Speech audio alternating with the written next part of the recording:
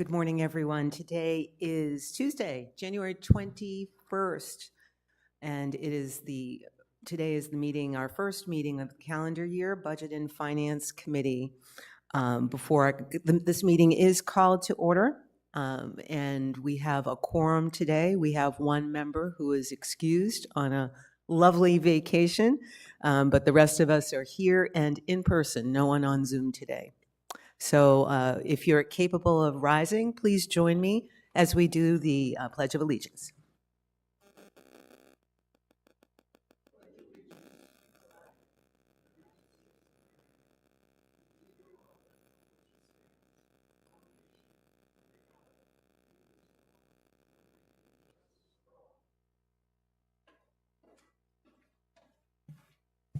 Again, good morning. I'm Christine Novello. I'm the chairperson of this meeting. I'm the treasurer of the association and a member of our governing board. It's my pleasure to chair this committee and chair this meeting. Again, I've already established that we have a quorum today with one member absent. I'm going to read to you now our meeting procedures. The governing board conducts all of its meetings, including committee meetings, in compliance with Arizona open meeting laws per ARS 33-1804 and in concert with RCSCW bylaws, policies, and standing rules. Parliamentary procedures as outlined in the most recent edition of Robert's Rules of Order will also be followed, consistent with Bylaw 3.07, Procedures for Owner-Member Meetings, and Standing Rules number 2 and number 3. All questions and comments are directed to the committee chairperson. All comments are entertained at the discretion of the committee chairperson. Speakers shall state their name and member number and speak in a courteous manner. Committee chairperson may limit commentary time and the number of commentators or speakers on any issue. The committee chairperson may also redirect commentary at individual agenda items to the general guest comments agenda line item, except where the committee has discussed the agenda item and a consensus or agreement is sought. All fire and room safety precautions and regulations are strictly obeyed at all meetings per the guidance of the Arizona Fire and Medical Authority. The committee chairperson reserves the right to adjourn any meeting if the safety of the committee, meeting attendees, or others is deemed at risk, or if there is too much disruption to continue. After one verbal warning by the chairperson, the committee chairperson also reserves the right to ask any meeting attendee to leave any meeting should their behavior be deemed dangerous or unacceptable. Disciplinary action may also follow. So now that we've laid some of the groundwork, again, by manner of introduction, the committee members are here. They won't introduce themselves because we've already done that at the start of the year. If this is your first time attending, or if you're watching us for the first time online, at our meeting on September 3rd, 2024, we introduced ourselves and went into detail. So please go there to meet us in more detail. I'll start off with, we've gone through our section 1 of the agenda. So moving on to approval of minutes, 2.01, reviewing the minutes from December 17th, 2024. Any changes? I'm looking for consensus. Okay, so we have consensus. Those meetings are approved. Moving on to new business then, 3.01. Our first agenda item is to go through our employee health and benefits plan proposal for next year. So our Lovett and Touche, Marsh and McLennan lead, Scott Ragland, will walk us through that, but I'd like to bring up to the microphone our own head of HR, Kirsten Peterson, who will tell us a little bit more about what we can expect and what we do for our employees. Thanks, Kirsten. Thank you, Director Novello, committee meeting members, excuse me. So today what we'd like to do is walk you through what it looks like for our employees and our benefits renewal process. As we know, one of the a great retention builder for any business is their package of benefits that can be offered by the employer. So when we look at our benefits strategies and our renewal pieces, we start the process back in June. So for January 1, 2025, we actually started this process in June of 2024. And we do that through a number of meetings. We do a strategic meeting with Scott Ragland, who is the principal, and he's going to talk to you here in just a moment in a little bit more detail. But we do that with the HR group, the finance, and the general manager. We sit down and we look at the benefits offerings that we have and where we think it's going to go. We look at a number of factors that will impact our benefits renewals come the first of the year. Things, usage of the plan, how many people are enrolled on the plan, prescription use. So we have a whole slide deck of things that we look at that impacts our benefits renewals. And then through the months of August, September, and October, we're doing a number of things. We're getting feedback from Marsh in what is happening with the benefits. If we feel like there is a need to pivot and change a particular benefit or ask them to go out for an RFP if we don't feel that that benefit is meeting or the costs are meeting our expectations. One example of that is in the past year, we got some feedback from some employees that our vision plan wasn't really meeting their needs. So that was one of our criteria when we went through the open enrollment process or the renewal process, is to expand our opportunities and look for other vendors that might better suit what our employees actually needed and wanted. So we go through this entire process. Marsh goes through the vendors and settles on what the rates are going to be. We sit down, we also go back and forth. Maybe we still have some additional negotiations that need to happen. And then at the end of that, we prepare, and we've been working on and preparing communications to our employees. And we send out quite a vast book to all of our employees with all of their benefit offerings so that they can start to educate themselves and look at the things that they may want to consider or things that aren't important to them. Then we have open enrollment meetings where our client managers come on site, and we have meetings here in this room for all of our employees that are interested to come in and talk to us directly or talk to the vendors directly.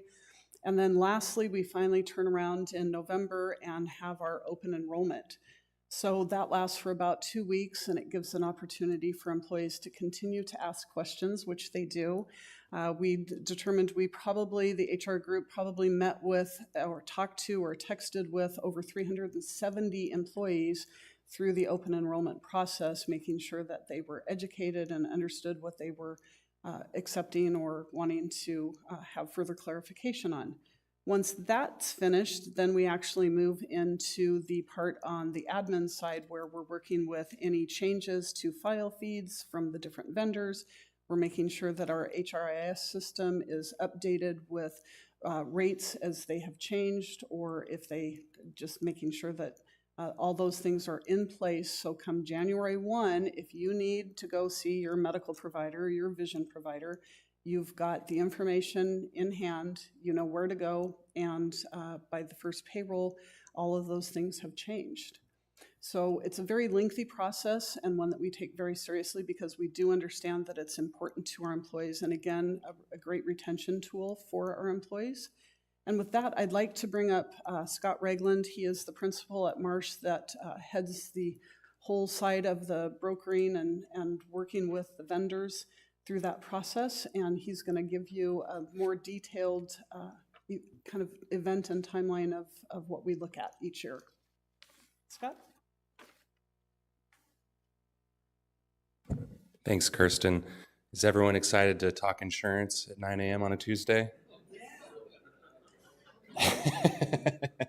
We'll try and keep this as concise as possible with the good enough information that you'll need. So, thank you, Kirsten and Cliff, for having me out here. My name's Scott Ragland. I'm a principal and executive vice president with Levin & Touche, which is a Marsh & McLennan agency. So we manage all of your guys' healthcare brokerage, and we'll talk through just kind of the genesis of what's happened in the last year or so that led to the final renewal negotiations and where we landed with Recreation Centers of Sun City West. There you go. Okay, so I just want to start with just an overview of the team for health and benefits at Marsh and McLennan. I'm the only one that's here as the representative today, but on the left-hand side is the core team that both Cliff and Kirsten work with. I'm the team lead, so everything kind of rolls up through me. I have ultimate responsibility to make sure that we're providing value to Rec Centers of Sun City West, managing the team, responding to emails and calls and so on and so forth. I work really close with Elle De La Cruz, who's a client executive, and she's kind of a hybrid between myself and day-to-day service and support. So if there's anything that's outstanding with employee issues and whatnot, strategy for the renewal, working through open enrollment, Elle manages that in conjunction with Hannah Thornsberg, who's more of a day-to-day service and support, an in-office person that deals with employee questions, actually manages the open enrollment meetings and so on. Julia Whiteman is a benefit analyst. She really focuses on the collating and putting together of the renewal options into a format that's easily understood. She's primarily in the office. And then Maureen Wiggum is a claims advocate. She's a really unique role in that if there's any extenuating claim circumstances that come up with members that go above and beyond the normal claim issues of just payment and scheduling of appointments, she gets involved. So it might not be very often, but if there's ever issues with members that, they're having issues getting claims paid or facilities aren't living up to their side of the bargain from a renewal standpoint, she would work through that. And so she does a great job of keeping employees up to speed with anything claim related. The rest of the team are really just extended resources that we have. So we provide resources in communications. We have a chief medical officer, legal and compliance with that, items like 5500 filing and different compliance related issues that we help with the Rec Centers of Sun City West. Those are all in-office folks. We really rely on the core team on the left. If there's ever any need, anyone on the board or anyone else that needs to get a hold of, myself, Elle, or Hannah are primarily the main points of contact. So we don't just do health and benefits. We also help with HR, payroll and HRS services, 401k, HR support, wellness, business insurance, workers' comp, ACA, reporting, so on and so forth. We actually already work with you guys on just about everything up here. So we work with you guys on 401k, benefits program, HR support, wellness, business insurance, and then we recently started working with you guys, which is not added on here. On the bottom left is 401k plan consulting. So who is L&T? So Levin & Touche has been in Arizona for over 100 years. Charlie Touche just stepped down as our CEO. Jody Sarche, who hired me, has been with the company for 25 years. She stepped into the role as CEO in the last year. She's amazing. We have this really white glove service, local ingrained in the community approach to how we deal with and how we manage our client book of business. So our claim to fame on the Levin & Touche side is that, we're always going to be available. You pick up the phone and call us, we're going to be there and help you. We're going to walk you through. We go above and beyond to help from a day-to-day service and support. We were purchased by Marsh and McLennan about 5 years ago. And is that me? Just happens from time to time. Okay, cool. So we were purchased by Marsh and McLennan about 5.5 years ago. Marsh, Mercer, if you've ever heard of them, are part of MMC Companies. It's the largest insurance broker in the world, but they created a kind of a middle market arm called Marsh and McLennan Agency, which is who we are. They went around the country and purchased, local regional brokers like Levin & Touche, brought them into the fold. Basically, have let us continue to run our business like we have in the past. Been very involved in the community, giving back to nonprofits. Local service and support, long-tenured employees, but now we have access to some of the firepower and resources of the largest insurance broker in the world. So those are some of the things that we talk through when we go through the renewal process, and a few things that we have access to that a lot of our competitors do not. Okay, so a few things that we focus on as we go through the renewal process with Rec Centers of Sun City West. Funding methods. So there's different ways that you can fund a healthcare plan. There's fully insured, there's partially self-funded, there's self-funded, and there's several different intricate programs in between each of those. We work through each of those as we go through the renewal process just to gauge kind of risk tolerance, tax incentives. But every year we look at those options and then provide a few different options from a funding method standpoint with the healthcare renewal. We also help with the employee communications. So those are the benefit guides and open enrollment meetings that we provide for employees every single year, employee questions that they might have throughout the year. Contribution strategy, which is a setup of what rec centers pays for versus what an employee pays for, and what competing employers in the area are doing, so we can set an appropriate contribution. Vendor management, so it's not just healthcare with Aetna that you guys have. You also obviously have dental, vision, life, disability, 401k, pet insurance, worksite. All those we kind of help manage the vendor integration and make sure that you guys are getting the best deal, but also the best service. And then plan design, we provide benchmarking to show what other employers in the area are providing. So you guys, depending on where you want to be, do you want to be the best? Do you want to be the middle? Do you want to be on the lower tier from a benefit perspective and what you're offering your employees? I wanted to add every year we come up with a few themes of kind of what's happening in healthcare and benefits. I'm not going to go through these in a bunch of detail, but I just wanted you to be aware of what are some of the things that we're seeing in the marketplace. So bridging the generation gap, this is kind of unique in that we're finally seeing, 20-somethings, the Gen Ys, the Gen Xs, and the Gen Zs all in the same workforce, and they all have completely different needs. And so we have to help create benefit plans and options that meet each of their needs, right? And so not everything's just cost related. Sometimes it's health savings and tax related. And so it's on us to try and figure out what are the different options that we can help provide to your employees here that are going to meet each generational workforce.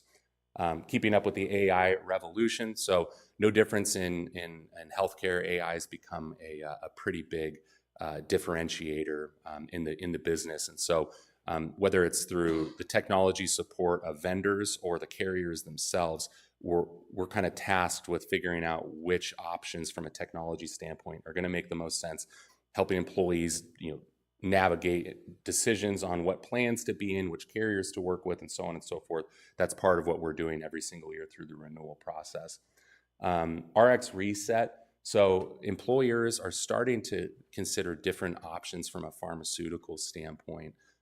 Pharmacy has become probably the largest profit generator for all the carriers. And you may or may not be aware of this, but the four major carriers, which are called the BUCAs, Blue Cross, United, Cigna, Aetna, either own or have some sort of partnership with PBMs. So Cigna owns Express Scripts, CVS actually owns Aetna, and then Optum is owned by UHC, and the Blue Cross rents the network from Optum. So if you can imagine, you have the provider that's insuring it that also owns the pharmacy benefit manager that's paying these claims and setting up these formularies that set up the pricing with inside a plan. There's a lot of opportunity for shenanigans that can happen in that. And so part of what we provide is a nationalized agreement with all the major carriers to simplify the contract language so we can ensure that you as the end user and your members aren't being taken advantage of to the point that a lot of these pharmacy benefit managers are trying to do. So it's an uphill battle. We do have the firepower of the largest insurance broker in the world, so we can negotiate some unique things from a contract standpoint. But it's obviously something that is very worrisome, especially when we're dealing with an older population that can be prevalent in rec centers. And then the ever rising cost of care. So there's another slide that's here in the next couple that will show overall inflation versus healthcare inflation, and healthcare inflation has outpaced it every single year. So what can we do to help decrease that? Our overall healthcare inflation is closer to 4 to 6% compared to the market that we see somewhere between 8 and 10%. And if there's any finance majors in here, that's a pretty big difference when we're multiplying by 8s over 8 years. It can have a huge impact. So we're trying to lower that number every single year comparatively and have it be more in line with the consumer price index. And then this kind of shows you what we've seen since 2000 from medical inflation versus all other goods and services. You can see medical care is up 114% versus all other services at about 81%.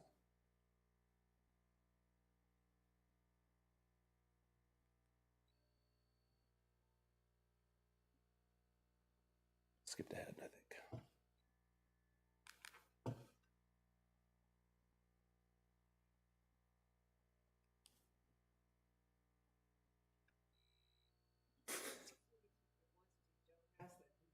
Okay, wait, one more.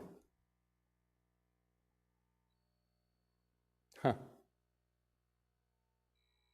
There you go.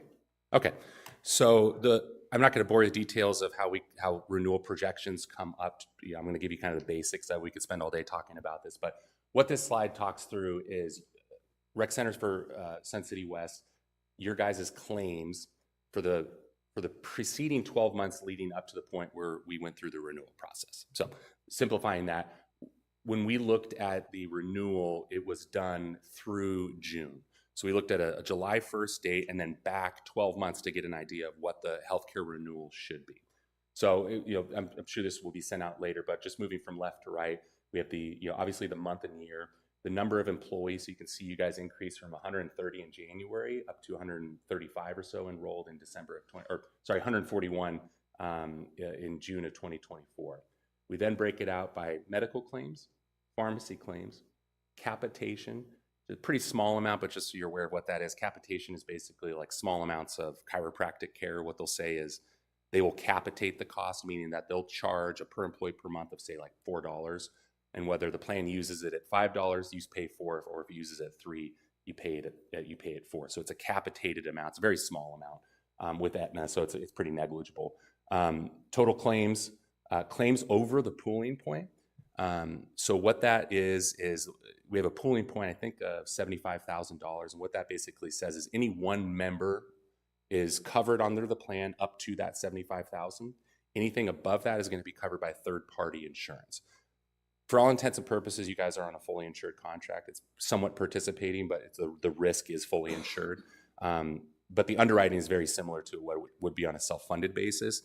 So you can't take into account a $2 million claim because the plan only pays $75,000 of that. The remaining, $925,000 is taken out of the plan from a renewal standpoint, and that's what those claims over the pooling point would state. So you can see amounts over the pooling point. You had a decent amount. What that would tell me is you had a decent amount of large claims over time. So that gets us then to net claims, and then compared to the total premium, which is what you paid into the plan, to get us a total loss ratio of the current policy year of 90%, and then policy year to date of 80%. So not bad. What that would tell me is that for every dollar you spent in premium, there was 80 cents paid out in claims. But then obviously there's other things that are taken into account from an expense standpoint, access to the network through Aetna and them answering the phone and so on and so forth. But still a decent loss ratio. And then we have net claims per employee per month, and then the total premium per employee per month. Those numbers on the right I'll show you a much simplified version of that, but ER stands for the employer amount, and then the employer PEPM, and then EE stands for the employee amount and the employee PEPM. Again, this is a little bit more confusing because it's month by month. I'm going to show you an aggregate one that'll make a little bit more sense to you.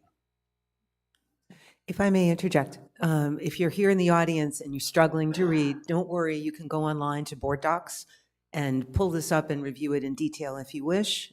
Those of us here on the committee are looking at it, but it is posted. If you need help finding it, just email me. Sorry to interrupt you. Oh, you're good.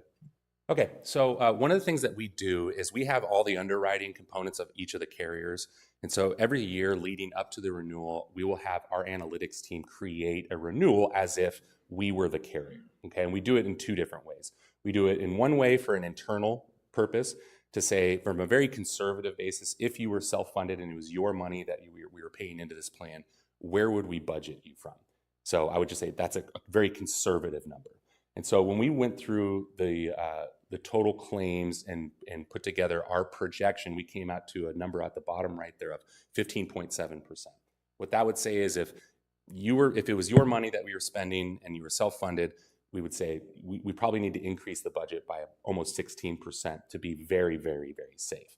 This is not something that we share with the carriers, right? This is more internally, so when we meet with Kristen and Cliff, we can say, okay, just baseline. Like this should be the worst case that the renewal should be if you guys were partially self-funded or there was no carriers that wanted to work on this, okay?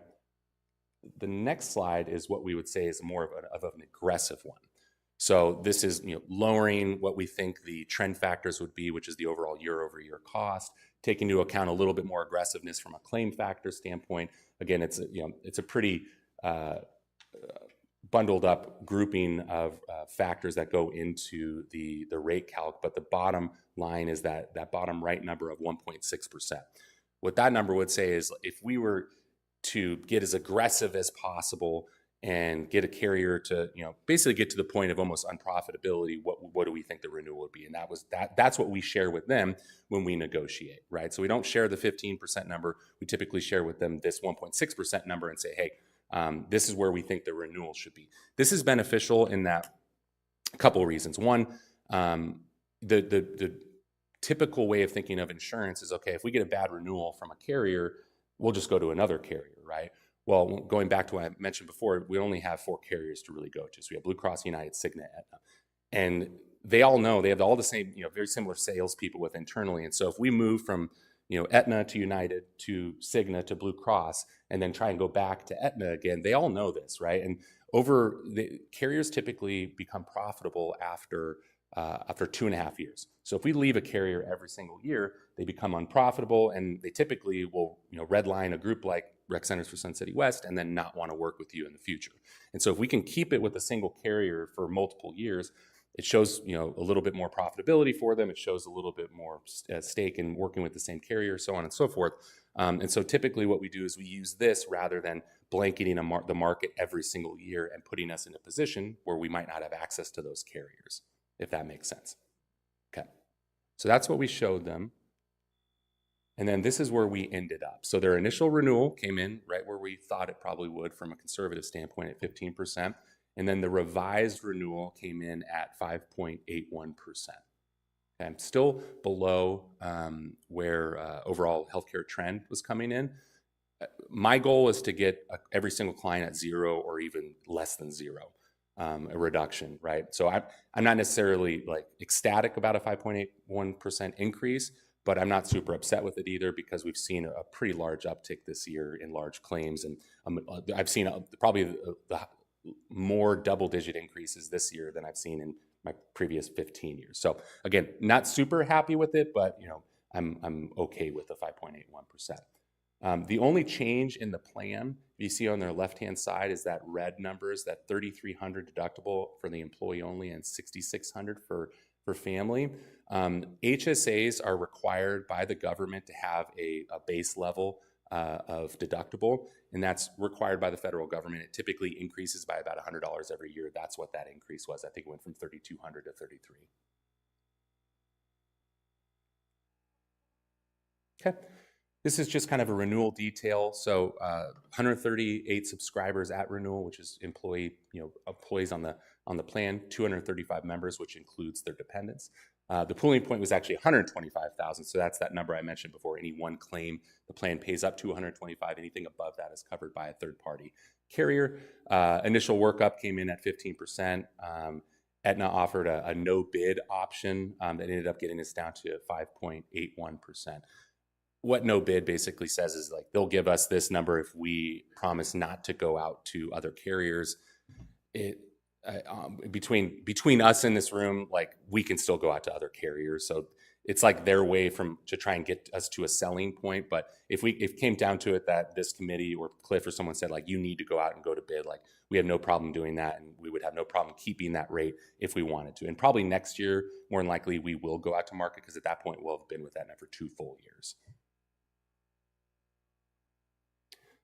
Performance Network on the bottom right, there is Aetna has an agreement with Banner, so they're actually called Banner Aetna locally, which means they have some deeper discounts at all Banner facilities. There's quite a few Banner facilities in the West Valley, which is why we initially partnered with Aetna, and I think that's one of the reasons we saw a slight reduction in the claim activity was because of that. So what we typically do and what we did with your guys' plan is we take one plan and then we mirror it exactly from a plan design standpoint, but then make that the Performance Network, which is the Banner Aetna network, which is slightly cheaper for employees.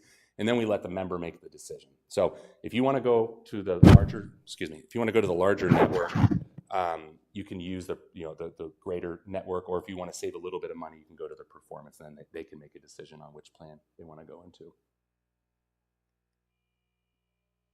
And this just shows you the overall employee-employer contributions.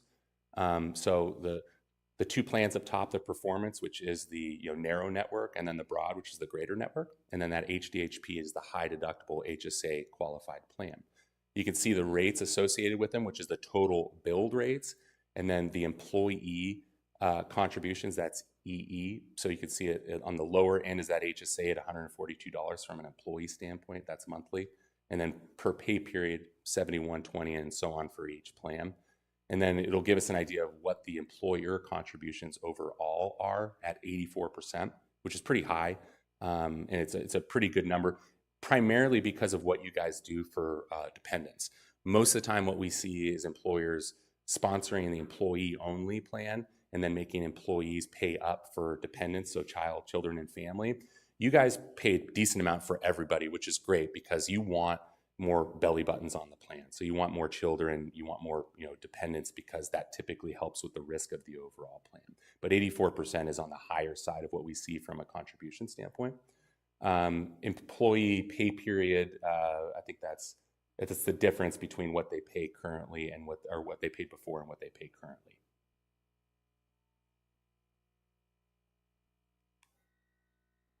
And then what we did is we put this all together from an aggregate standpoint. So I mentioned earlier that everything was broken out by month.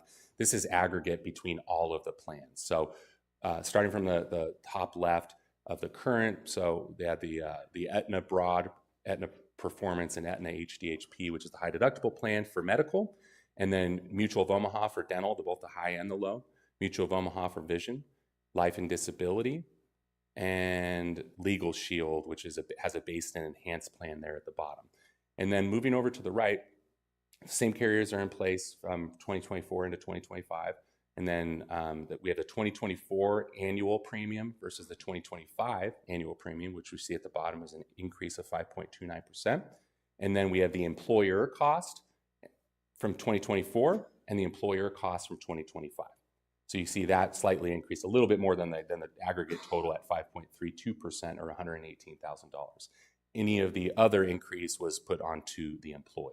So this should give you an idea of the total financial cost summary of what it's going to cost Rec Centers of Sun City West going from 2024 into 2025.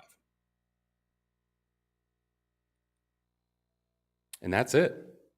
So I know it's a lot of information. If anyone has questions for me now or later, feel free to get my contact information from Cliff and Kirsten. I'm happy to answer anything you have. I'm sure we'll have a few questions here, Scott. Thank you so much. Yep. A couple of quick ones from me before I turn it over to the committee. You mentioned, by the way, this is a great presentation. And as usual, you guys have really gone to bat to help us contain these costs. As I researched and as your presentation outlines, across the industry, everybody is seeing really more like double-digit, employers are seeing double-digit increases in their costs from what I could see. The average, I believe you mentioned, is somewhere around 8% if you aggregate.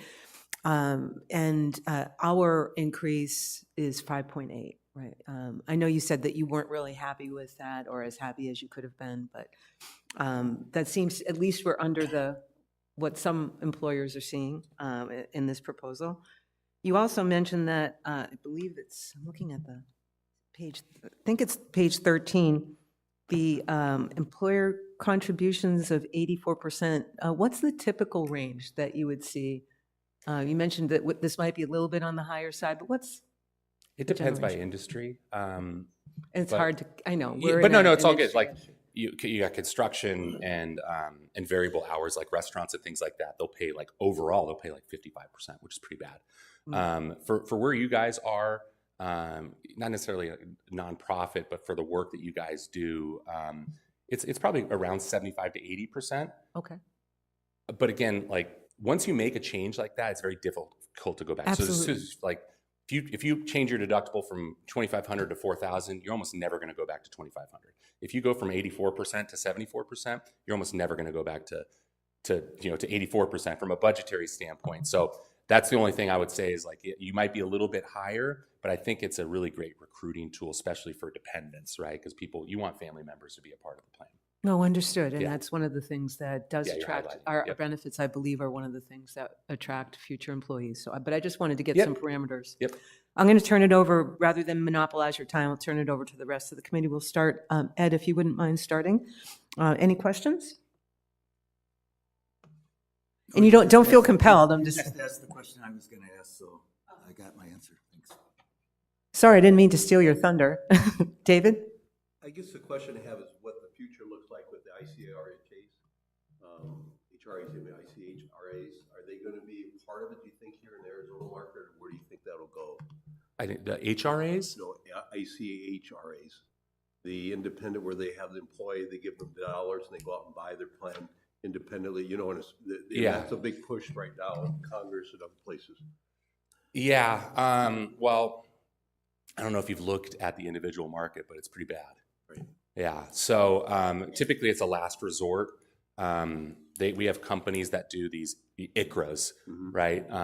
And typically it's for employer groups that their backs are against the wall and they're in what's called for lack of a better word, a death spiral. What that means is that your deductibles are at the max amount that they can be from a government regulation standpoint, so like $8,500 deductible, and then your contributions are pretty low.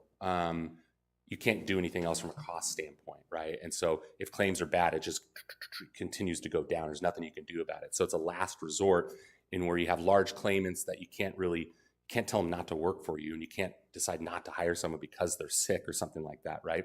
And so you move them to these ICRA plans where you say, listen, I'm not involved in this anymore. I'm going to give you a dollar amount, and then you go purchase it. The problem is that if you did that for like all your employees here today, 90% of them would have worse off benefits and it would probably cost more, right? So you can only really do that when you run into a really poor position, unless something changes with government, which it very well could. You know, it's probably just not top priority right now. And I guess the other question is with regard to our employees, are they fairly satisfied with the plan as it is right now and their satisfaction? Feedback? Yeah, we try and do surveys with them every single year, and I think we did one last year, right? Or maybe it was the year before, but typically we ask every year. There's always going to be a few that have potential issues, but that's anywhere that we go. But for the most part, I think no noise is typically good news. Yeah, I think when we last put this, our business out to bid, which I believe was last year, Kirsten would know for sure, but I believe there was an employee survey or something that was done around that time to collect some input.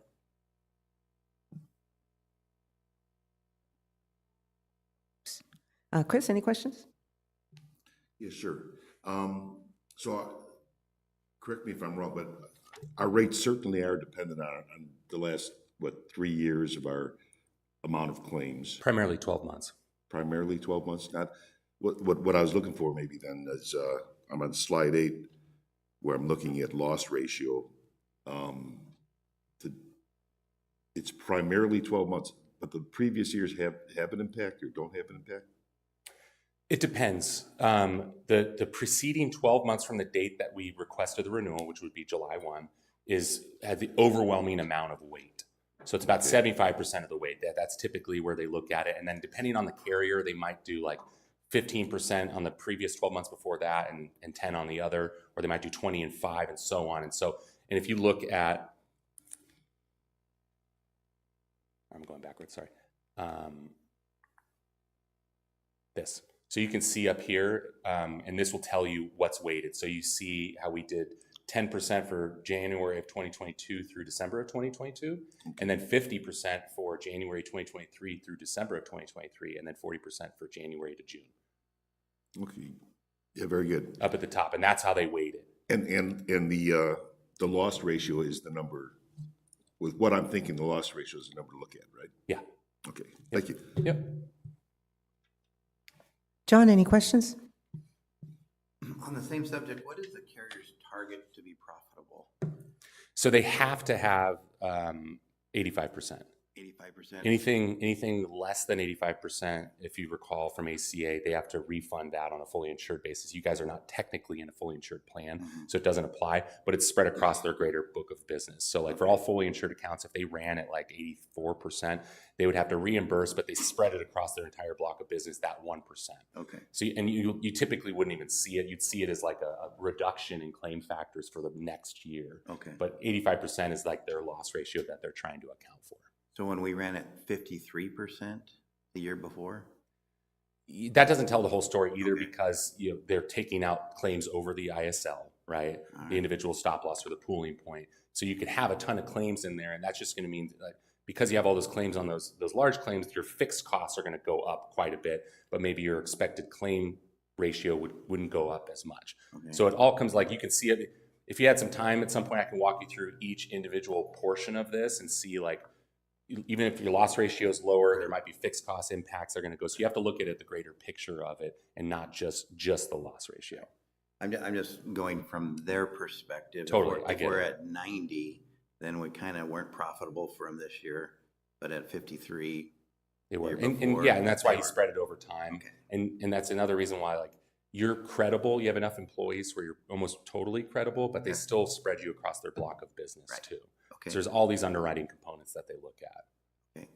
And then the other question I have is, you talked about the contribution percentage, 84% on the high end. What about plan design when you compare it to, kind of our competitors out there? Is there a plan design? Yeah, we go through it. We have the largest library of benchmarking benefits in the entire world, so we review that with them every single year. It's you're probably a little bit on the high side from like a PPO standpoint. Usually we see closer to like $1,000 deductible, but your cost is within line. And in Arizona it's a little different too. So we're looking at a national average, and in Arizona the deductibles are a little bit higher. Like a lot of times we're talking about like East Coast HMOs that are at $500 and whatnot, but they cost $2,000 for an employee only. It's a little hard to compare that. So I'm not like I haven't recommended any sort of increase in the last few years in that deductible because it's already a little bit higher, and so I don't think there's much of a reason to change it, but it's not a bad thing either. So would you say we fall in the middle then? Yeah. You gave us 3 tiers. Yeah. So we're in the middle in plan design, and we're on the High end. good end of what we charge. Yep. Great, thank you. Yep. Next, Jim. Yeah, thank you, Scott. Great presentation. A couple questions.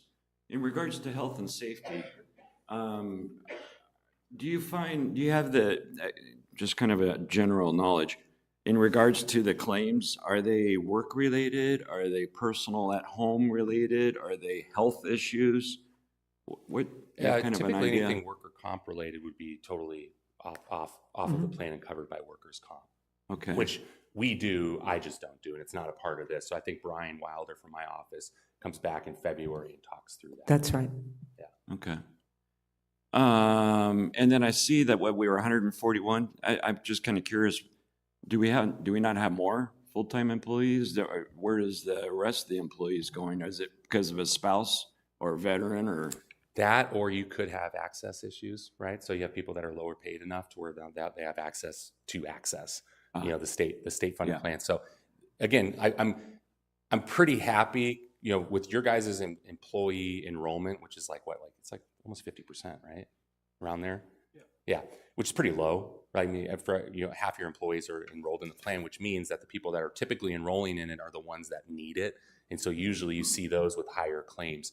You guys have run relatively well, so I'm pretty happy with the fact, but we could always would want to increase enrollment, but it's difficult when you have lower paid people. Yeah.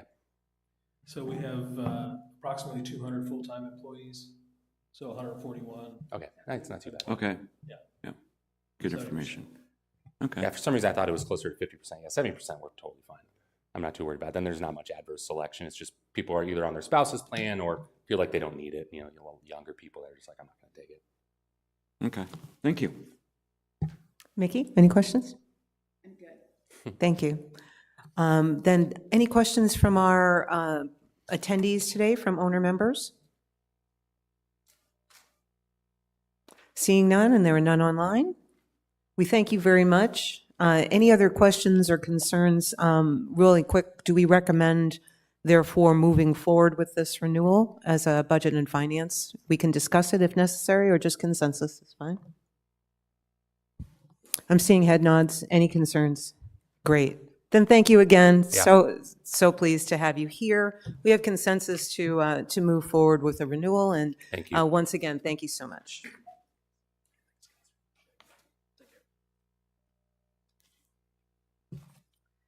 Just to clarify as well, I think, Jim, you had brought this up. If you're listening, either on the committee or here, remember workers' compensation and other insurance components are all separate from our employer health.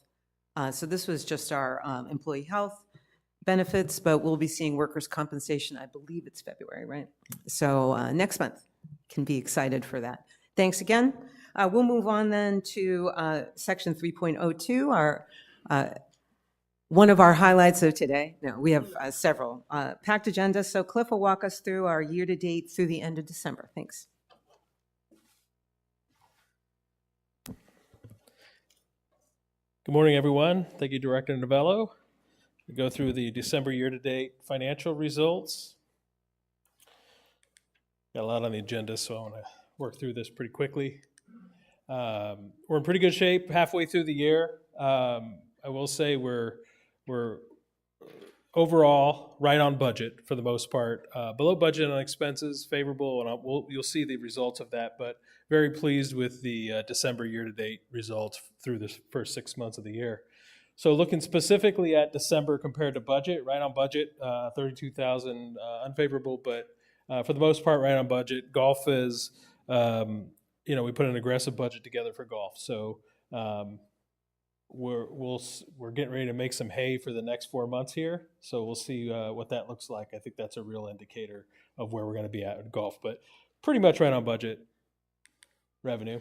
And then looking at expense, 215,000 favorable. I will say some of that will come back in January because of the timing of our, we put our wage increases in, and we do our true ups for our vacation time.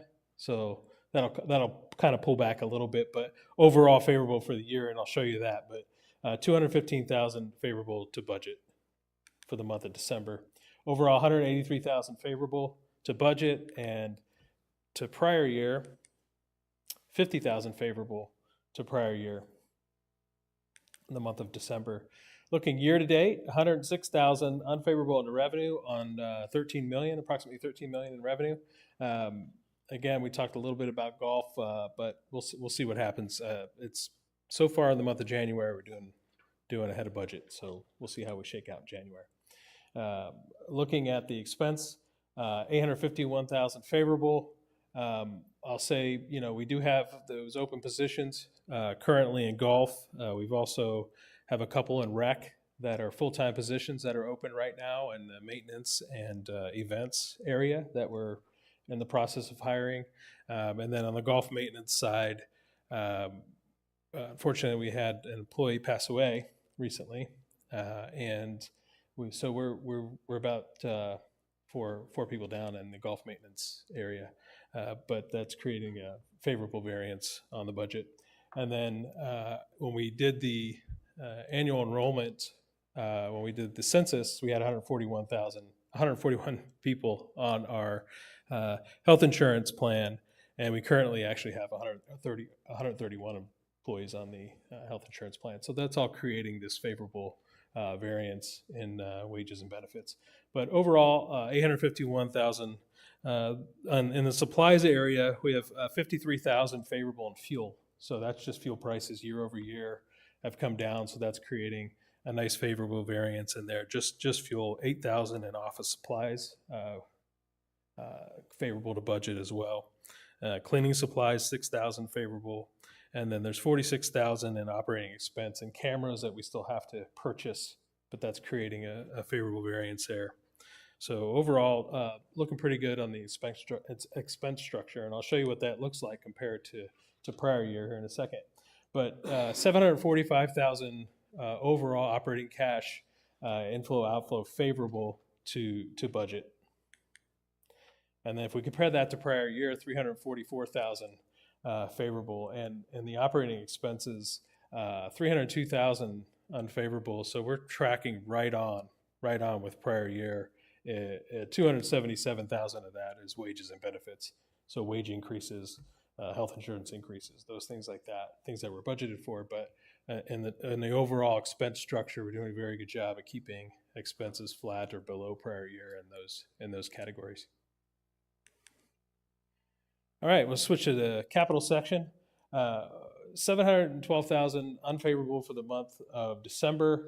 The bulk of that, obviously, you can see is in unrealized gains and losses. So we had a tough month in the reserve fund at a $644,000 valuation change. Also had a $40,000 realized loss. So struggled a little bit, but we compared to prior year. Last December prior year was favorable by, was an unrealized gain of $721,000. So with that tough month of December, we're tracking about $1.4 million behind prior year in our valuation in our reserve fund for the month of December. Looking year to date, we presented a slide at the mid-year meeting. We're about 619,000 above prior year in our reserve fund, and I'm sorry, not above prior year, in our valuation change when you consider investment income and the valuation change. So positive for the year. If you annualize that, that's about a 4% return on our reserve fund, which is basically how the reserve fund is set, being a 90-10 mix. So that's kind of, I know we're going to talk about a little bit about later on the policy, so I just want to kind of give some perspective on that for year to date. So looking at the APF fees, we're 160,000 above prior year, and again, that reserve fund is for the first 6 months performed better, but we are up 10,000 investment income, 632,000 unfavorable year to date. So 160,000 ahead in APF fees, so 525 versus 515 prior year plus 10. So if you take that $200 increase, multiply it times 515 and add the 10 at 5,200, it gets you almost to 160,000. So looking pretty good. Again, reserve funds tracking a little bit behind in terms of valuation compared to prior year.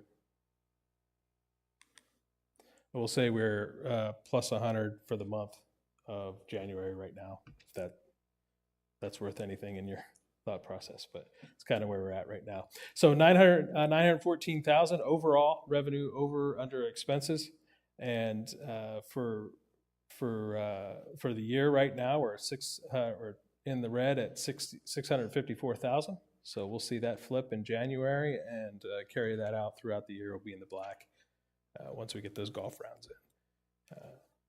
So 914,000 favorable to budget. And compared to prior year, tracking a little bit behind in that capital section at minus 288. All right, switch to the capital improvement budget. We've got 9.9 budgeted, and we're still tracking at a favorable variance of 173,000 year to date. The details of that are listed here. The highlighted are completed projects, and you can see which ones are PO'd and which ones are still in process. Looking at our allowances, we had some things we had to take care of that came up that were unexpected, and so we have a budget of 420,000 for the year, and we're halfway through the year, and we've spent approximately 281,000 in that allowance spend. Here is a detailed listing of those items. All right, looking at our fully funded percent, our FFB percent, we budgeted 47% with the capital improvement budget and the cash inflows that we put in the budget this year, and we're right on track for that, evidenced by all those green dollar amounts that are showing favorable variances contributing to that reserve fund. That concludes my financial presentation for December year-to-date. Thank you, Cliff. Before we turn it over, we'll have some questions for you, I'm sure. Could you go back, if you wouldn't mind, review for us really quickly realized, unrealized gains and losses on our, as I recall, and as you can see here, relatively small amount of that big number is realized loss or gain, correct? 72? Yes, correct. Yes, so realized gains and losses happen when we change positions on the investments that we have. So a lot of times through balancing and things like that, they make moves within the plan to redirect funds, and that is at the discretion of our investment advisor per our policy. So that's when we have those realized gains and losses.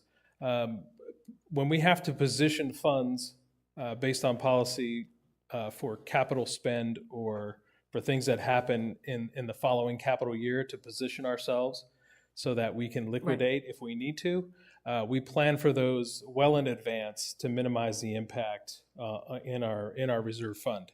So, for example, this year we put approximately 2.3 million from operating into our reserve fund, and the next time we do our true up, when we have our audit in next August, we anticipate having to pull approximately that same amount back out of the reserve fund to cover the irrigation project and things that are going to be hitting. So we plan for those things in advance, but most of the time we fund all of our capital spend with APFs and our operating inflow. Right. I wanted to thank you very much for explaining that. I believe the committee is mostly aware, but really wanted to make sure that everybody listening and participating could hear that overview, that while this looks like a daunting valuation change, it's unrealized. The 588 is unrealized at this point. So we just need to stay where we are and watch the numbers and leave it in everybody's capable hands, including ours, to keep an eye on, correct? Yeah, absolutely. Unlike a small association, we don't need access. We don't have to liquidate $31 million tomorrow to pay for anything. Thankfully. Yes. Thank you, Cliff. I'm going to turn it first to our committee for questions. We'll start on this end. Rather than always making Ed go first, Mickey, why don't you start, please? So one of the things on realized and unrealized, it's a valuation change, right? It is not, and in any large fund, right? Any large fund that you have, every single month there are valuation changes, and oftentimes people become frantic over that. But the fact of the matter is, over long periods of time, and we're going to talk about it in a few minutes in terms of investment policy, is that you can't be short-sighted, right? You can't be short-sighted. And the biggest thing, and we're going to talk about this, is that in the investment fund, it has a very long-term range. The fact that we are so lucky to have significant inflows annually shelters us from the need to liquidate funds and experience losses. And so what we can do is kind of ride through short-term valuations and always look at the big picture, right, in the longer term. So more of a comment than a question. And thank you for that. Thanks, Mickey. We'll hear more about this in a few minutes, as you mentioned, when we go through policy. Appreciate that. Jim?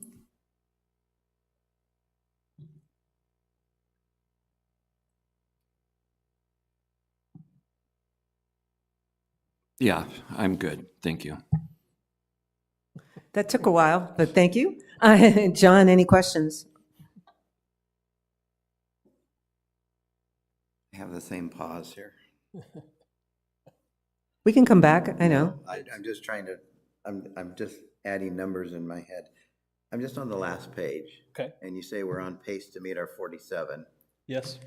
I see a lot of green up there if we're doing better than we did.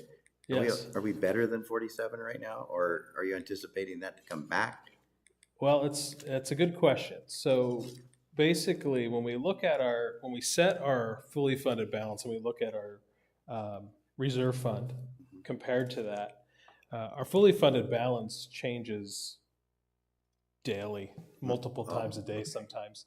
So it just, when we reset our projects and we go through that process, oh, yes. So we'll Yeah. oh, no worries. I'm now remembering what you Yeah. taught us Oh, last yeah, time. yeah. So, That's okay. but yes, we're well on pace. I would say we're outpacing 47% right now. If I just without. So we're doing better, put but pencil- yes, our number also changed on the, okay. that's correct. We're reassessing our reserve fund, and our fully funded balance is constantly changing. Thank you. You're welcome. Thanks for the. And not everybody, we can't always retain everything. It's quite all right, John. Chris, any questions? Yeah, my question is on the budget for golf. You said it was an aggressive budget. Yes. But we didn't have rain in December. And it's starting to build up, like the month of December was a pretty significant miss. Were there any reasons behind that, or was it just a poor budget idea? No, I would say that it is a retail business, so we are subjected to what happens in the economy. We're subjected to things like elections and things like that. So I think we had maybe a delay maybe in our residents that came back as well because of the election. So I think that's kind of playing into it, but we'll have to look at it's just such a small window of time, and Right. we're probably through maybe a third, not even. I know we're halfway through the year, but probably a third of our golf revenue. So we really need to assess the next few months. Okay, so, Because a $53,000 miss isn't. no, it's 2%, 3%. Yeah, something it's like not that. huge. It's Yes, not for the giant, month. but- Yeah, yep. Okay. When that's laid out, do you look at that month by month, or do you kind of look at Yes. the golf season? No, we look at it monthly. So when we put together our rounds, when we budget our rounds, when we come up with the number, so we keep in mind we got to come up with that number in January, 7 months into the year when we haven't really made our hay yet for the actual year. So we're really wagging it. So, but we do the best that we can, and we do that by we obviously look at the rounds for the prior years and come up with our overall number. Then we distribute that based on year to date where we're at, and then forecast off a prior year the last 5 or so months of the year and spread that out that way. Okay. Yeah, like I said, the miss percentage-wise wasn't very large. 50,000 for a month jumps out at you, but it's just a normal fluctuation. I didn't know if we had a situation happen in a golf course or two that caused it. Yeah, we're about in January through last week. Now, this is obviously there could be weather events and things that happen, but we're about 1,800 rounds up over last January for the month of January through last week. So we'll see what happens. Yeah, there's so much that plays into it too, as you mentioned. I can't remember the actual month, but we did, to remind ourselves, we had I believe it was about a week closure on Echo Mesa. Yes. Due to things that we could not control, right? Yeah. So I think that might have contributed to it might be a little bit there, but nonetheless, that's the only event that I'm aware of that was major, but bear that in mind too, Chris. Thank you. David? No question. I just want to comment that congratulate you and the team for managing those things which we have control over and mitigating the best way possible for the things that we have little or no control over. I mean, the bottom line, everything looks good, and I know there's always a little variance, but it's a good report, and thank you very much for the work you're doing. Thank you. Welcome. Ed? Yeah, Cliff, on our job openings, how often do we re-justify those job openings to see if things might have changed and we need to adjust that? Oh, that's a great question. So, as we operate throughout the year, there's a lot of things that come up, and we talk about this, and we try to put a budget together that allows us to do the things that need to be done. Things like future planning, succession planning, you know, things where we have to be able to reassess positions, look at the market when someone leaves. When someone leaves that's in a moderate to high level of skill set, you're almost guaranteed that you're going to be paying more for that replacement. I mean, that's what experience has shown us. So, but when it comes down all the way down to the position level, you know, we've been doing this for a long time, 46 years. Our business has not changed. We sell golf, we sell amenities, we're recreation, we're amenity based. There's not a lot of things that have changed. So we have a pretty good track record and ability to make moves when we need to, combine positions when we need to, split positions when we need to, reevaluate things like insurance exposure, management philosophies, things like that when it comes to an administrative level. But specifically, do we evaluate those positions? Yes, we do it on a daily basis, but annually through a budget process, we do that as well. Did that answer, Ed? Okay, thank you. I think that's a great question, Cliff, for you guys to consider. We'll be considering the operating budget for the next fiscal year in the next month or so. I believe that starts to come into play. I believe it's March? Yeah, so End of February? We're actually February 21st, I think it is. We'll present the first kind of draft to this committee. We're hot and heavy in the payroll budget. We've gone through our seat evaluation, positions evaluations, which includes not only those positions but the FTE assigned to those positions. We've gone through that analysis, and now that we have our payroll set for the new year, we're in the process of translating that into a budget. So that's hot and heavy now, and we're also, now that we have the first 6 months done, going through all the expense line items with the managers and setting up meetings to do that. So we're hot and heavy for sure. Yeah, we'll be asking more of those sorts of questions, I'm sure, during that process. The other reminder for all of us and for anybody who's attending is we have calendar year that we're all very familiar with, of course, but our fiscal year as an association ends on June 30th. So sometimes we use those phrases of year interchangeably. So when it comes to salaries, those change on the calendar year. That's what you were referring to in terms of some of the changes. So we will see some of those impacts as we go into the January. We look forward to that. So now I turn it over to any of our attendees or owner members. Any questions from those of you here in the room?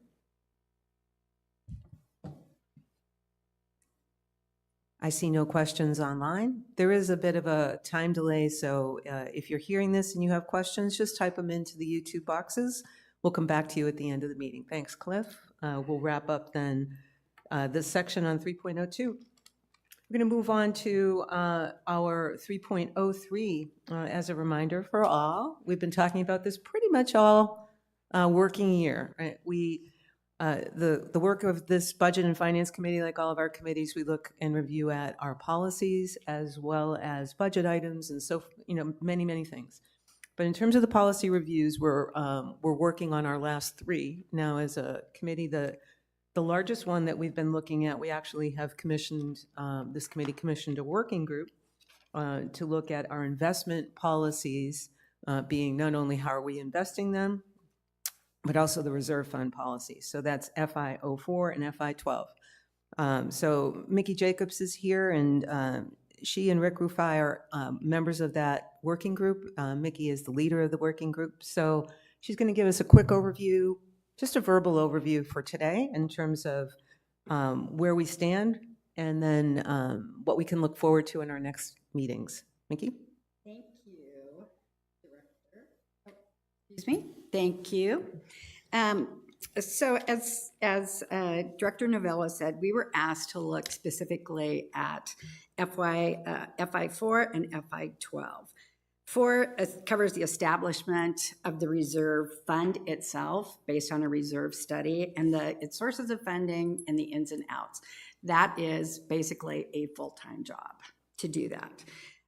12 covers the investment of those funds, both operating funds and those in the reserve fund.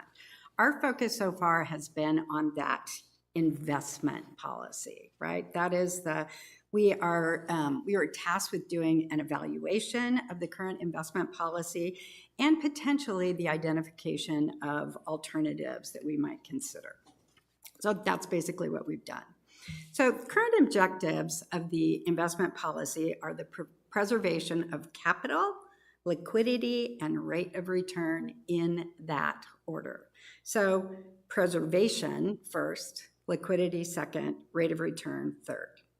The equity investment in that scenario is limited to 10% and not 12%, not 11%, not a range, 10%, which has its own issues. This is a conservative policy, but in our review, it is in line with recommendations for most HOAs. What I would say is that this is not most HOAs, and that is one of the things that we really looked at. This is not a small association with limited funds that scrambles to get enough cash together to meet its obligations. That is not the environment that we work under. So that the policy does not consider the impact of the long-term nature of the reserve fund and the fact that, as Cliff previewed, most of our annual funding is met through current sources. Our APF's big piece, and also the contribution from the association itself. So sound investment policy considers when liquidity is needed. Short-term needs, which are defined as anything under 5 years. If you need it in 5 years, you should keep it in a risk-free investment. That includes cash equivalents, and treasuries. If you need it in 5 to 10 years, you should consider keeping it in fixed income, corporate and other bonds, right? A wide variety of bonds. Equity investments, on the other hand, are appropriate for long-term needs, but you really need to have that investment put away for at least 10 years. So we're really looking at equity as appropriate for investments that are not needed for at least 10 years. Long-term modeling, when we put this together, that helps us to understand what the timing of those needs are. Do you need it in 5 years? Do you need it in less than 10? Do you need it in more than 10? So that's one of the things that we did. We looked at and developed a 20-year model. The 20-year model, we worked with Cliff and his team, Pete, and using their projections, right? We used their projections. We modeled out 20 years of capital expenditures and sources of funds. The 3 sources of funds include, as I said, asset preservation fees, the annual allocation of funds from the association, and investment income generated by the investments themselves. Consistent in looking at the requirements of our investment policy, what we modeled included 15% invested in treasuries. That, with a $30 million fund, that's about $4.5 million that we keep in risk-free funds that you would consider. 10% in equities, that means the balance, 75%, is invested in bonds, okay? And so that is the baseline model that we are using to tell us what 20 years looks like with the reserve fund based on that scenario. And the investment returns that we used were, we used actual 20-year investment returns based on the S&P 500 for equities, for the Bloomberg Aggregate Bond Index Fund, and the 3-year treasuries. Those are all published, easily available, pretty simple to find that information. So that's what we did with the baseline model. Now, when you model that out, here's what ends up happening. Your annual investment return averages 3.6% over 20 years. For the first 10 years, the fully funded balance hovers around 40%. Some years less, some years more, but it's kind of in that 40% range, which is, that is the we want to stay at least at 40%. That's our target. If you look at most HOAs, the target would be, a good target would be considered to be about 70% of your needs. But most HOAs, again, don't have this annual influx of funds. And so this 40% modeled out, it is a very adequate number, right? It is, it's a good number. In the first 10 years of this model, what you can see is it is a very capital intensive period of time. We have our golf course projects. In that period of time, it's a little bit above average, and so the liquidity needs have to be really we have to keep our eye on it for the first 10 years. After that first 10 years, really the number of big projects goes down, the average goes down, and we actually find that our sources of funding, so if you look on an annual basis for the first 10 years, the combination of asset preservation fees and association funding, not even including investment income, the first 10 years, that covers more than 90% of our projected outflows. You go out to 20 years, those two items cover 110% over the 20-year projection period. So that last point is key in this evaluation. It means that most or all of the funding for our annual capital spending outlays comes from the money that comes in every year, annual inflows, meaning the need for significant amounts of additional liquidity is limited, okay? That is the key thing to get from this. So the pros of the current model, and there are pros, the current strategy is very well executed. There are no operational issues. When I look at both the sort of the accounting for and the development of and just the thought that goes into the reserve study and the projections around the reserve fund, it's excellent, right? It's done very well. There is no need for intervention because of operational issues. We are not in trouble. The investments are well managed. All of that is good. And the policy, as I said, it's in line with generally accepted guidance for HOA. Here are the drawbacks. Investing in this way with a fund that has a lengthy, it is a more than 20-year fund. It's a 40-year fund. It will go well managed. It will meet our needs for many years. Is that the way it's invested currently, there is a significant risk of losing ground to inflation. We, at that 3.6%, and we just went through an unusual for us, we hadn't seen this big inflation, but if you go back earlier, in earlier periods, there have been periods of very significant inflation, and we just experienced one. So at 3.6%, you can't stay, this fund will shrink in value, right? So that will be a big issue. And there's just no leverage of this long-term time frame.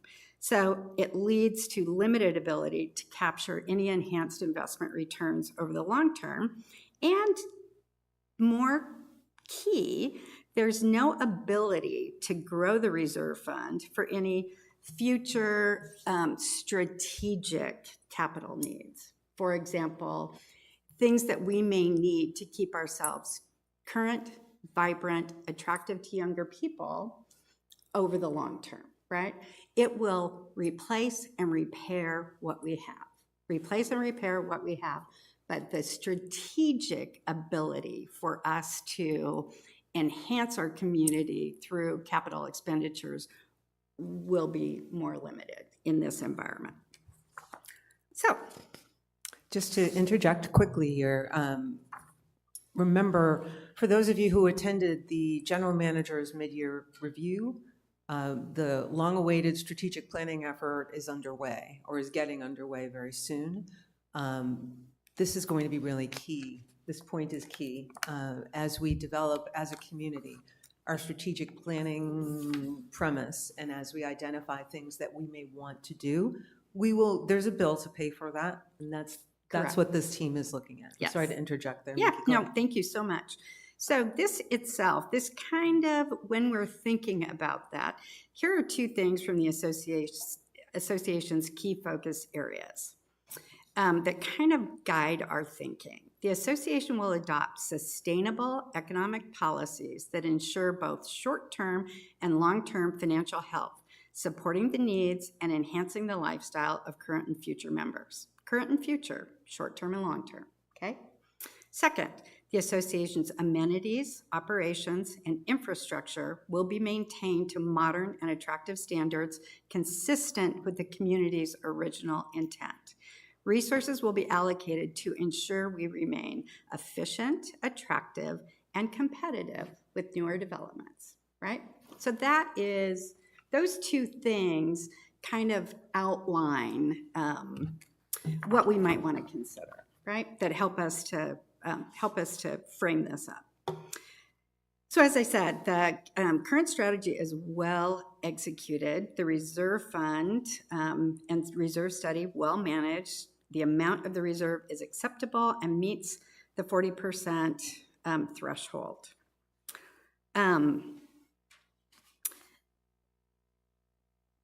So the reserve funding of 7%, 15% of member dues is usually considered adequate. However, we actually, with our APFs, we are actually able to fund at about 7 or 8%, and then the APFs bring it up to the equivalent of 45%.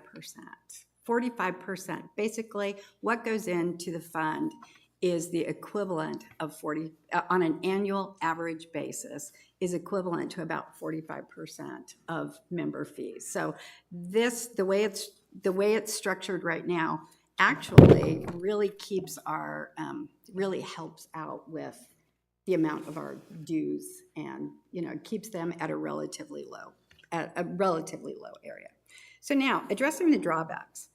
Significant risk of losing ground to inflation, which means that it may not be adequate to fund scheduled expenditures, which that in itself leads to increased risk for both special assessments and or increases in dues.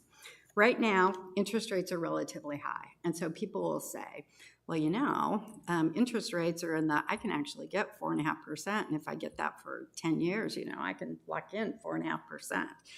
Well, that's not gonna last. Okay, interest rates at the current level are not going to last. They historically, so it is actually shocking almost. But over the last 20 years, short-term treasuries, 3-month risk-free short-term, averaged 1.6%. Okay, average 1.6%. Over the 8-year period from 2009 through 16, when we had the housing crash, short-term treasury yield hovered near zero for 8 years. So if we have a fixed income, if we are 90% fixed income, and we have another period of time like that, we are seriously at risk for a very low, for not keeping up with inflation, right? Very, very risky. And as we saw, there's always been this perception that equities and bonds, equities are very high risk, bonds are not. We saw in 22 that, and yes, it was the worst year ever for bonds, but here's what we discovered, is that bonds have their own risk. In an interest rate environment, when interest rates are going up, after a low interest rate environment, the valuation of bonds goes down. Okay, so so bonds lost on average 13% of their value. Now, here's the interesting part. Equities lost 18% of their value that year. 18%, 13%. In the 2 years following 22, equities went up about 25% a year for the next 2 years. Minus 18, plus 25, plus 25. Bonds went down 13% and went up about 5% apiece. So what you see is that's not the long term, that was short, right? But equities have a tendency to, something happens and over about on average, about a 4 or 5 year period will come back, right? So that kind of comes to another thing I'm going to bring up. So leading that, so if you look at returns over the last 20 years, right? No leverage to long term. If we look at the S&P 500 over the last 20 years was nearly 12%. It was 11.9% on average over 20 years, versus 3.1 for bonds and 1.6 for treasuries. If you look then, and you can say, okay, but there was a year it went down 37%. Yes, you're right, there was a year that went down 37%. And if I waited for 4 years, it was all good, right? Better return than if you didn't. All you have to do is be committed to your investment strategy, and that is key. The other thing is consistency. Since 1948, looking at consecutive 20-year periods, so looking at the averages for 20 years every single year, bonds have outperformed equities twice. In 74 years, bonds have outperformed equities twice. And the 2 years that the 2 most recent years, it was 0.25% and 0.05%. So the returns were virtually identical, a tiny little bit less. So again, if we look at our investment strategy for a fund that is long-term in nature, I think that we have to consider the makeup of our investments. Now, all of this leads to an indication that the current investment policy is likely unnecessarily restrictive, right? I think so it keeps up with inflation, but just barely. It's positioned to meet our scheduled repairs and replacements, but there is no cushion for unplanned expenditures, and there's no cushion for strategic investments. There is a risk to staying the course, which includes the erosion of invested asset values and the inability to afford to make new investments without member assessments or increases in membership dues. So that is kind of where we find ourselves. We are not yet making a recommendation. We're kind of setting the stage for consideration of what our alternatives might be. What I can tell you is that we've modeled out 12 different strategies, right? We have modeled out 12 different strategies, and we have shared, we've had a conversation with our investment advisors. Cap Trust, they sat with us for over an hour, right? Over an hour, and we talked about concerns, about what they might see with other of their clients and things like that.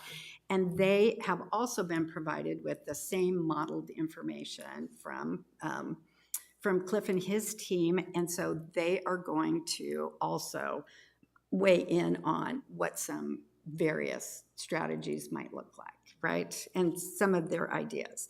Now, they're also not going to make recommendations, but what they will do for us is provide us with additional data, and they're the professionals, right? I am a talented amateur. They are the professionals. So we're going to wait for the feedback from our investment advisors. And then we also really have to think about what is our assessment of the association's risk tolerance. What may make sense and what we may be able to realistically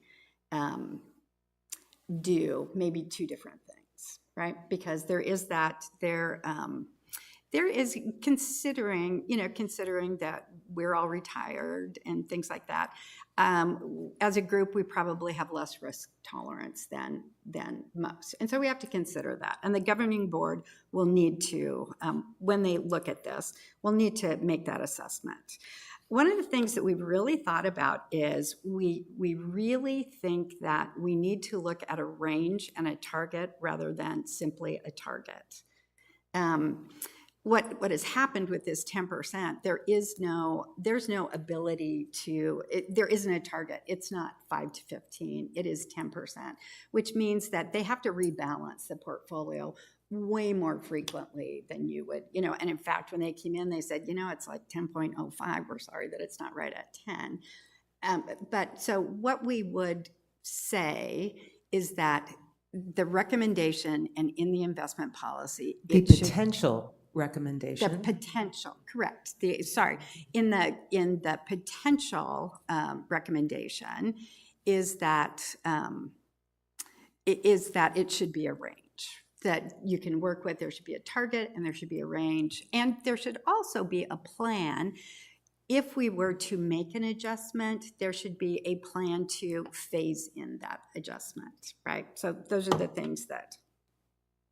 And the final thing is we really need to assess our ability to stay the course regarding investment policy, because as I mentioned when Cliff was speaking and in this, is that if we overreact every time there is a market decline, we're less likely to overreact when there's a market increase, but when there's a market decline, what tends to happen is that people panic and they decide that we have to change our investment policy. So that now we need to go to 0% equity investment. We need to, and that is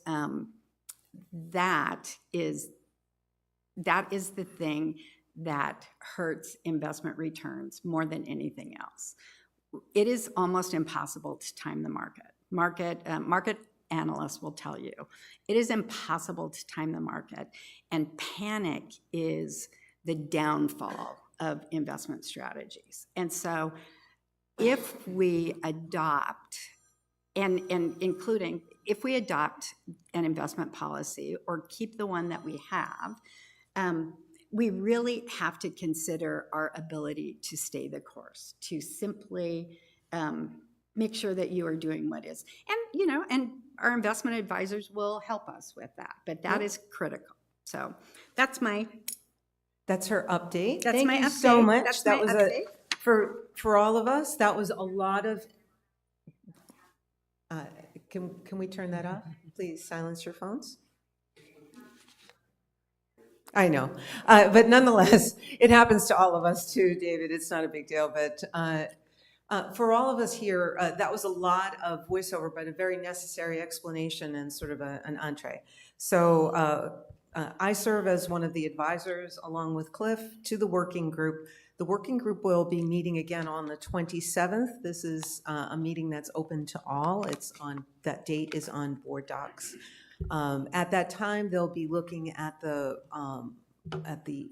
input from Cap Trust and starting to refine this. At our next meeting of Budget and Finance, which is on February the 4th, we'll see more of this in an actual presentation form. So that was a very deep dive into the working group's thought process to this point.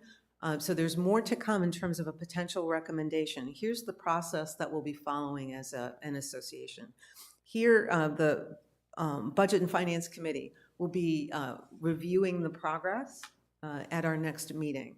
Assuming that the Budget and Finance Committee is substantially okay with the progress to that point, Mickey and Rick will bake in any of our feedback at that point, bring it to the governing board, and do the same thing. Just a quick overview of this is what we've done so far.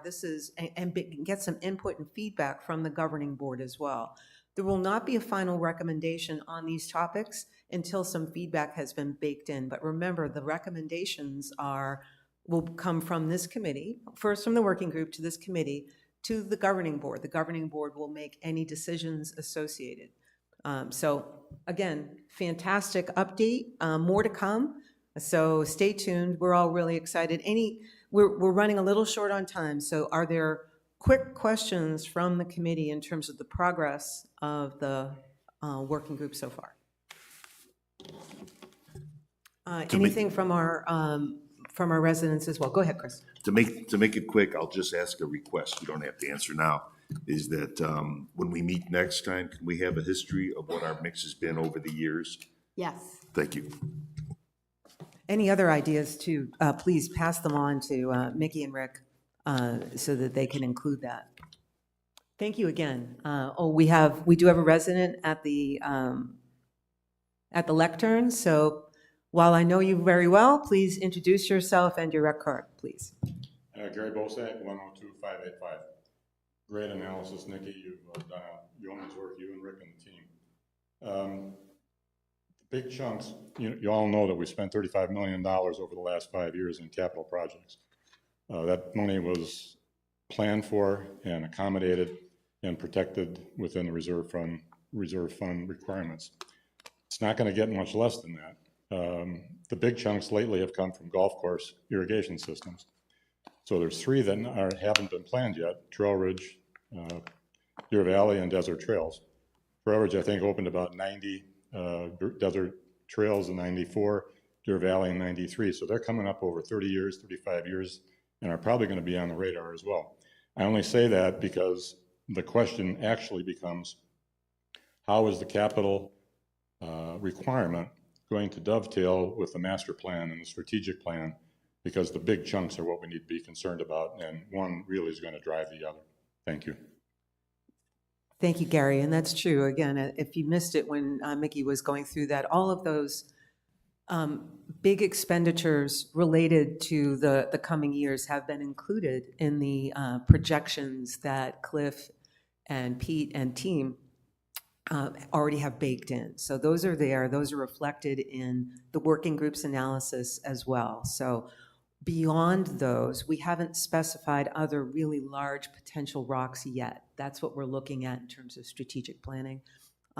It's not to say that there is no funding for that. However, as Mickey was explaining, the onus is on us as an association.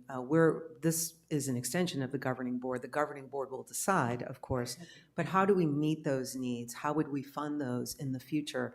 That's a very big question, and even keeping pace with inflation in order to keep up with all of that. Again, the team is doing all of that on a regular basis. So it's not to say we haven't found anything, and we didn't expect to find anything at risk. It's more, is the policy adequate to meet the needs of our future needs as an association? So that's what the team's looking at from a policy perspective. But thank you again, Mr. Bosak, for your input. Any other questions? There are no other questions online. Any other questions? Anything else that you wanted to add, Cliff? No. Great job again. Thanks again to the working group. The 27th of January at 10 a.m., excuse me, is the working group's next meeting.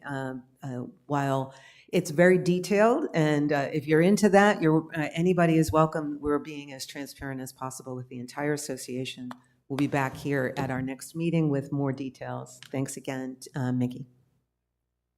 So we're going to move on then to 3.04, which is FY10, the procurement policy. We have in front of us a redlined version with, it's a minor change, but a fairly important one. So Chris Waller has been leading that one. Chris, do you want to walk us through not all the verbiage, but just the changes proposed? Sure. So I was asked to review this, and looking at FI10, I didn't see any major problem until I got to this paragraph of gratuities from vendors, and I realized that $25 isn't very much money anymore, and that it's very common for a vendor to want to offer a box of candy or maybe buy a pepperoni pizza or offer a sweatshirt or something like that, just as a thank you for your business. And what bothered me the most is the language afterwards, which I think is correct. If you are being bought or bribed to make a decision with a large amount of money, you should be terminated, right? That's not acceptable.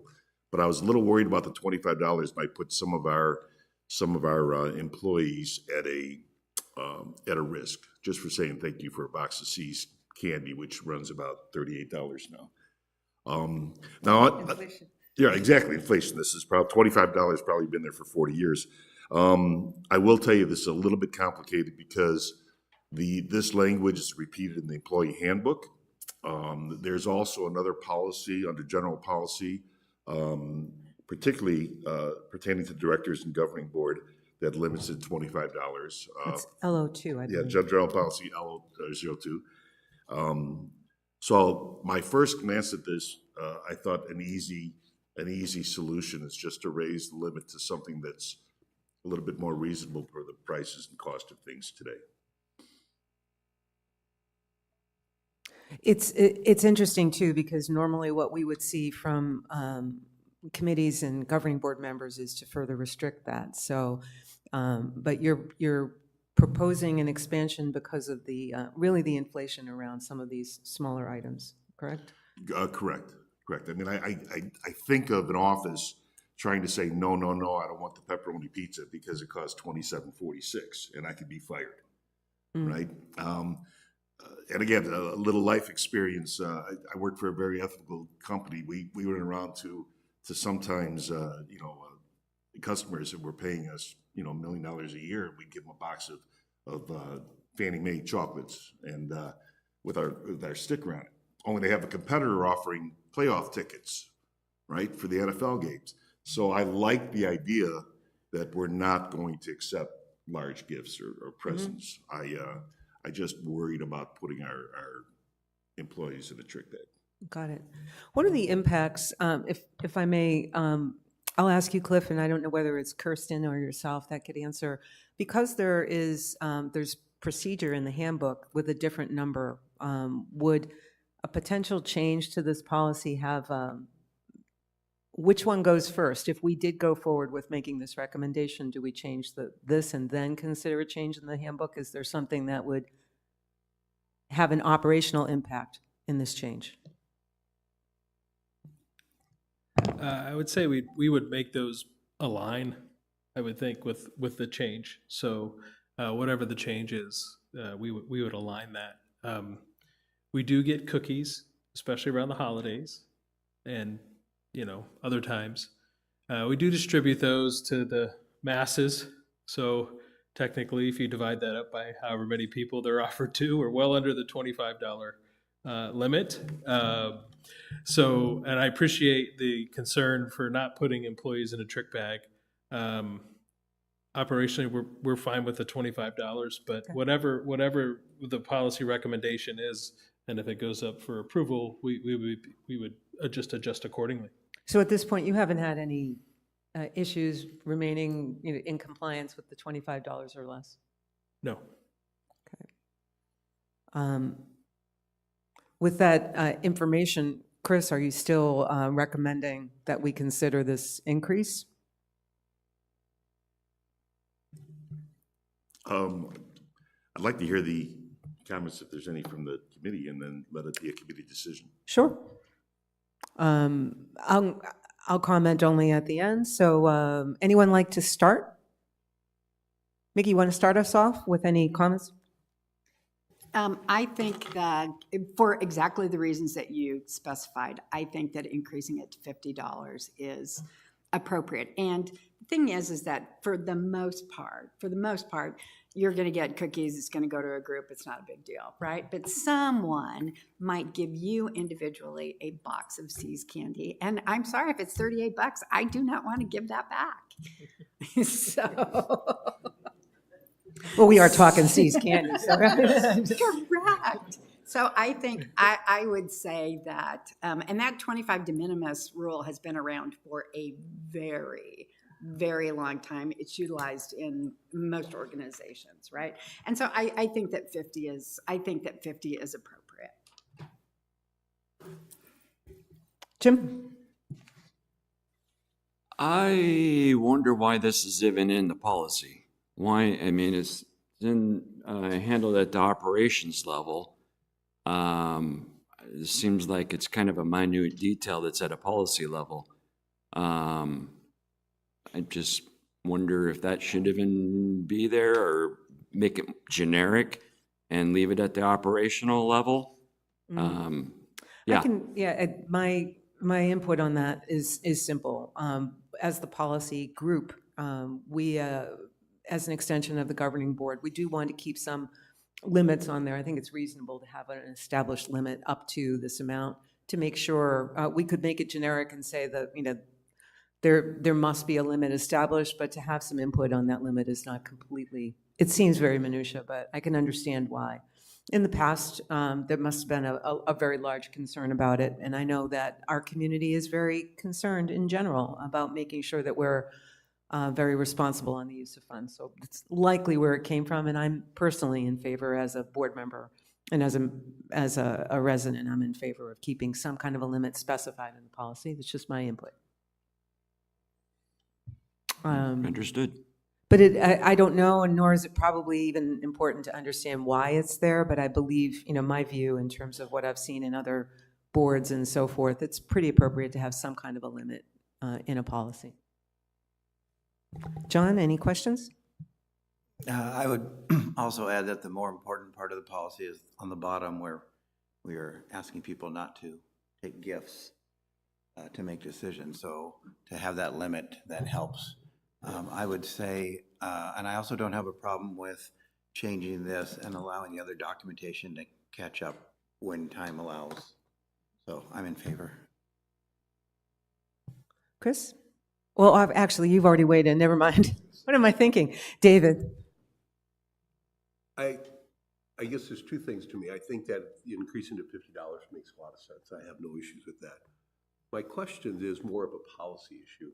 Mm-hmm. Where does operational policy falls under our obligations versus policies that are directed towards the governing group, that is policies with conflicts of interest and everything, and this is sort of a operations component.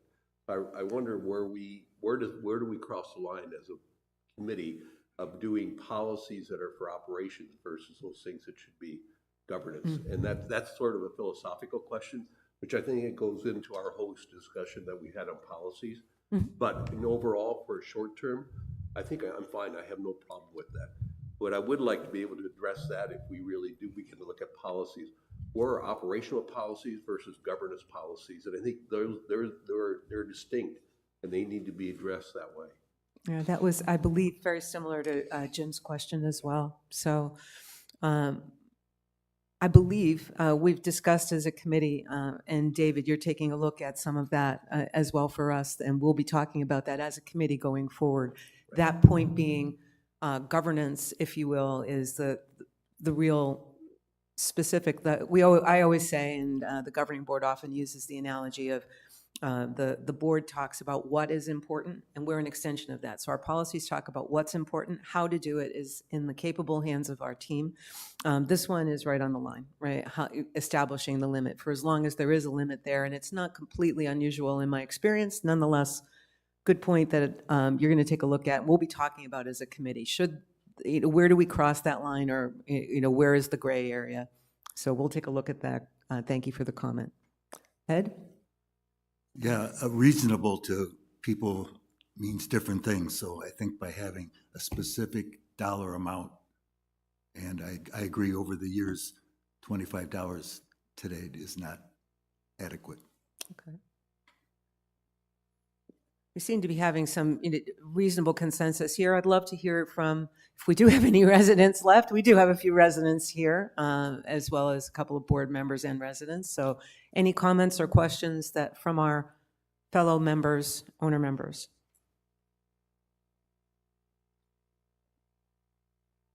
This is Governing Board President Jack Leary, although I'm sure he will introduce himself and provide a rec card number.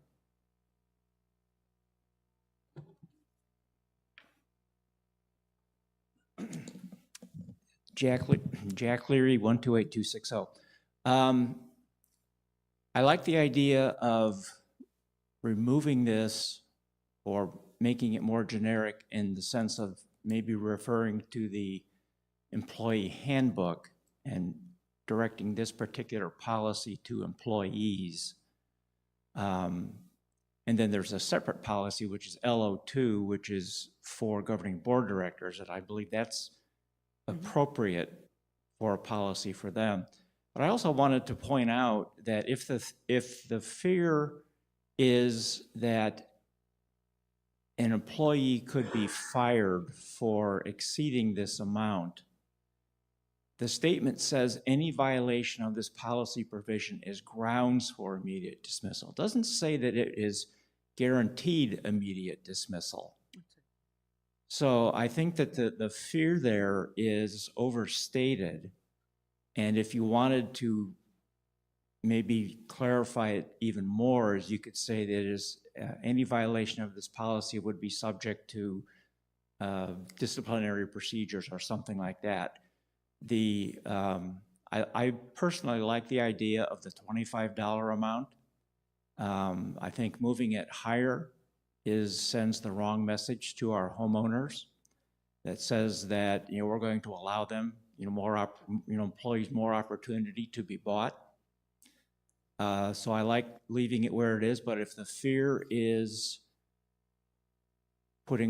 trapping our employees, for termination, I would rather see the statement understand that grounds does not equal automatic dismissal, or changing it to say that it's subject to disciplinary actions or something to that effect. Thank you. Thank you, President Leary. The governing board can always weigh in and change that amount should this come to their deliberation as well. But I really like the idea of taking a look at the language of 6.02, Chris, because it does include governing board directors as well as employees, and perhaps we can consider, since there is a separate policy for governing board members, we could consider separating that and making this employee only.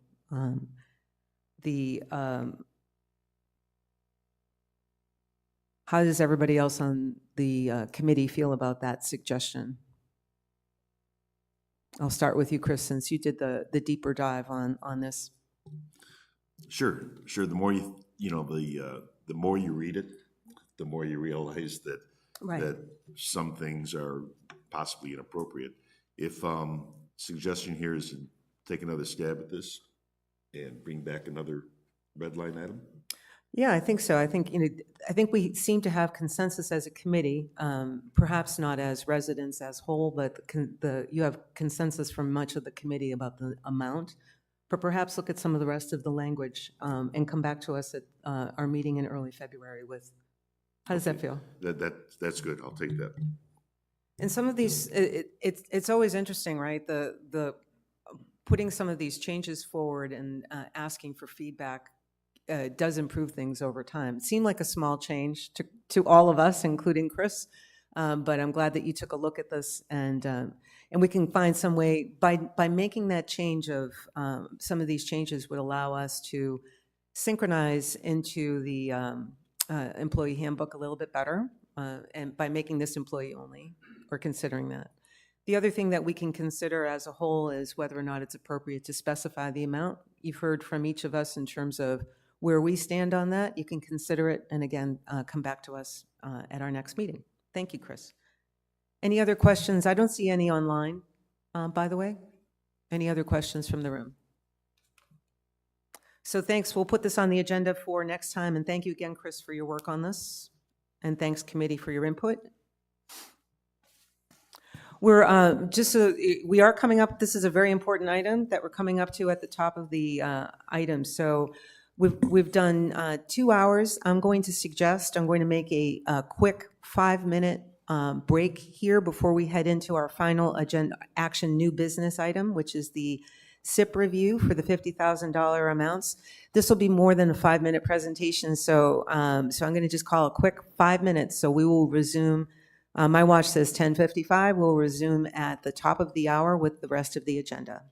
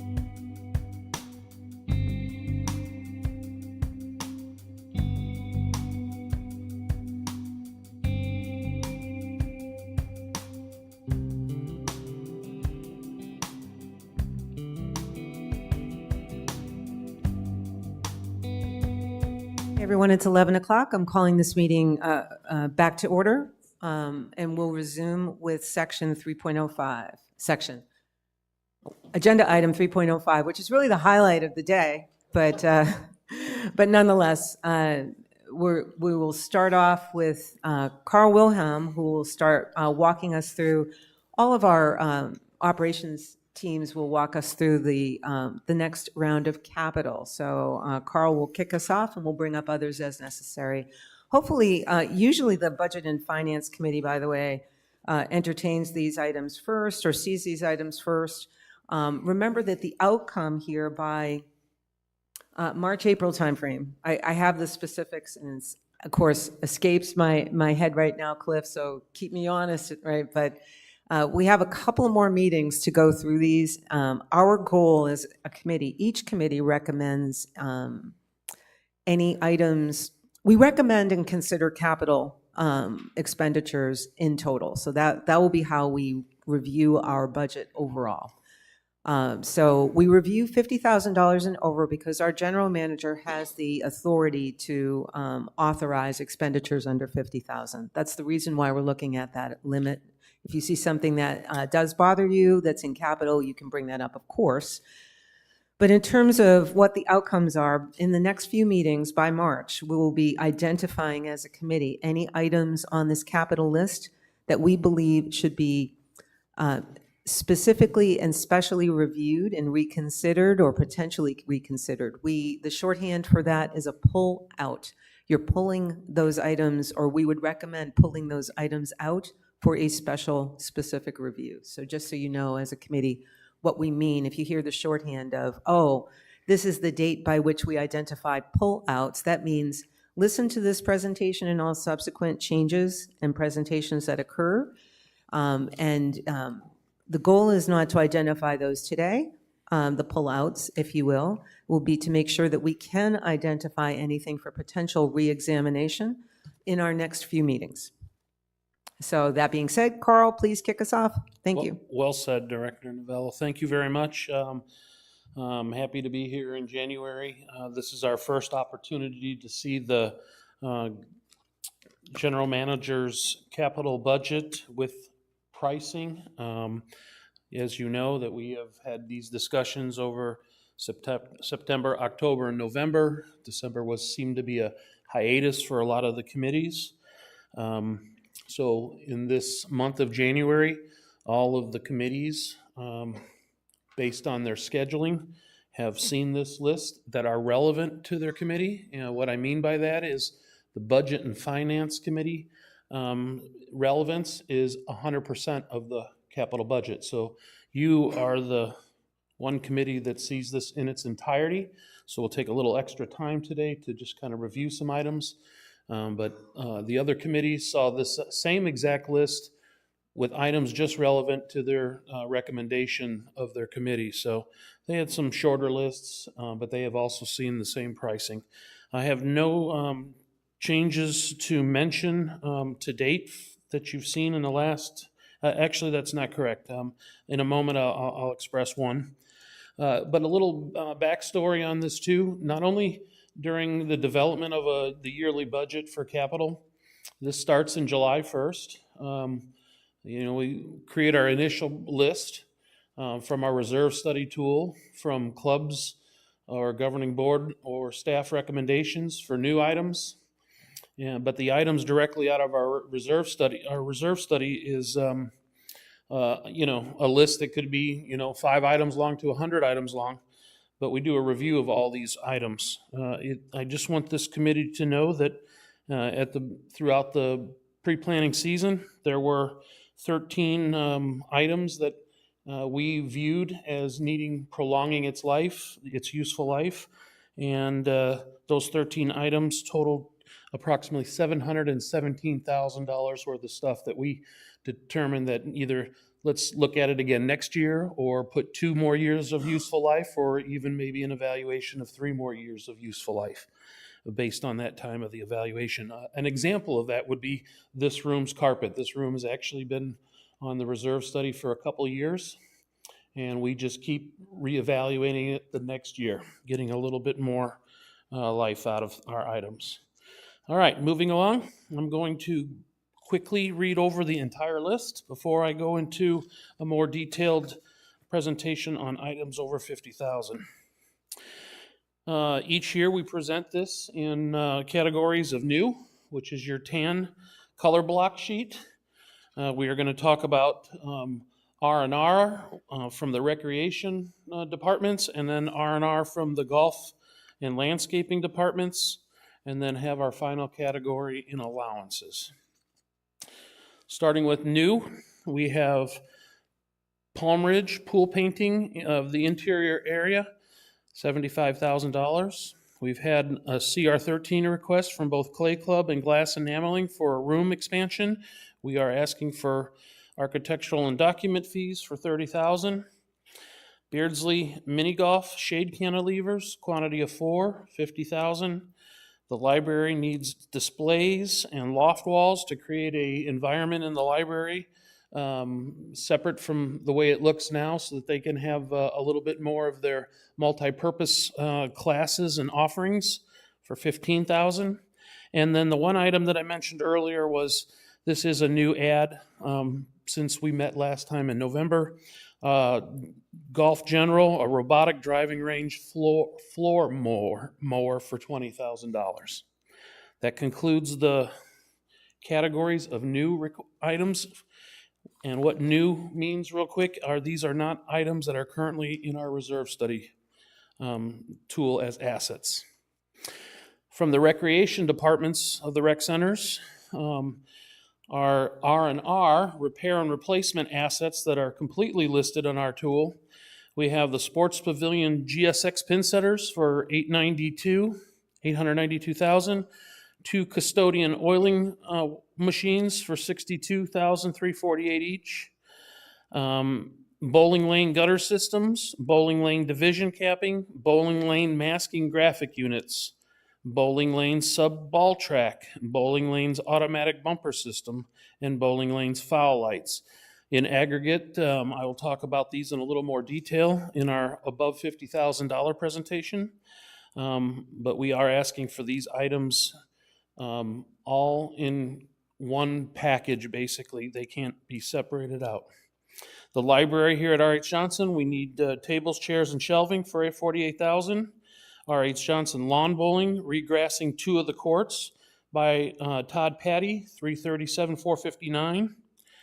Tennis court windscreens here at R.H. Johnson, courts 1 through 16 for $75,000.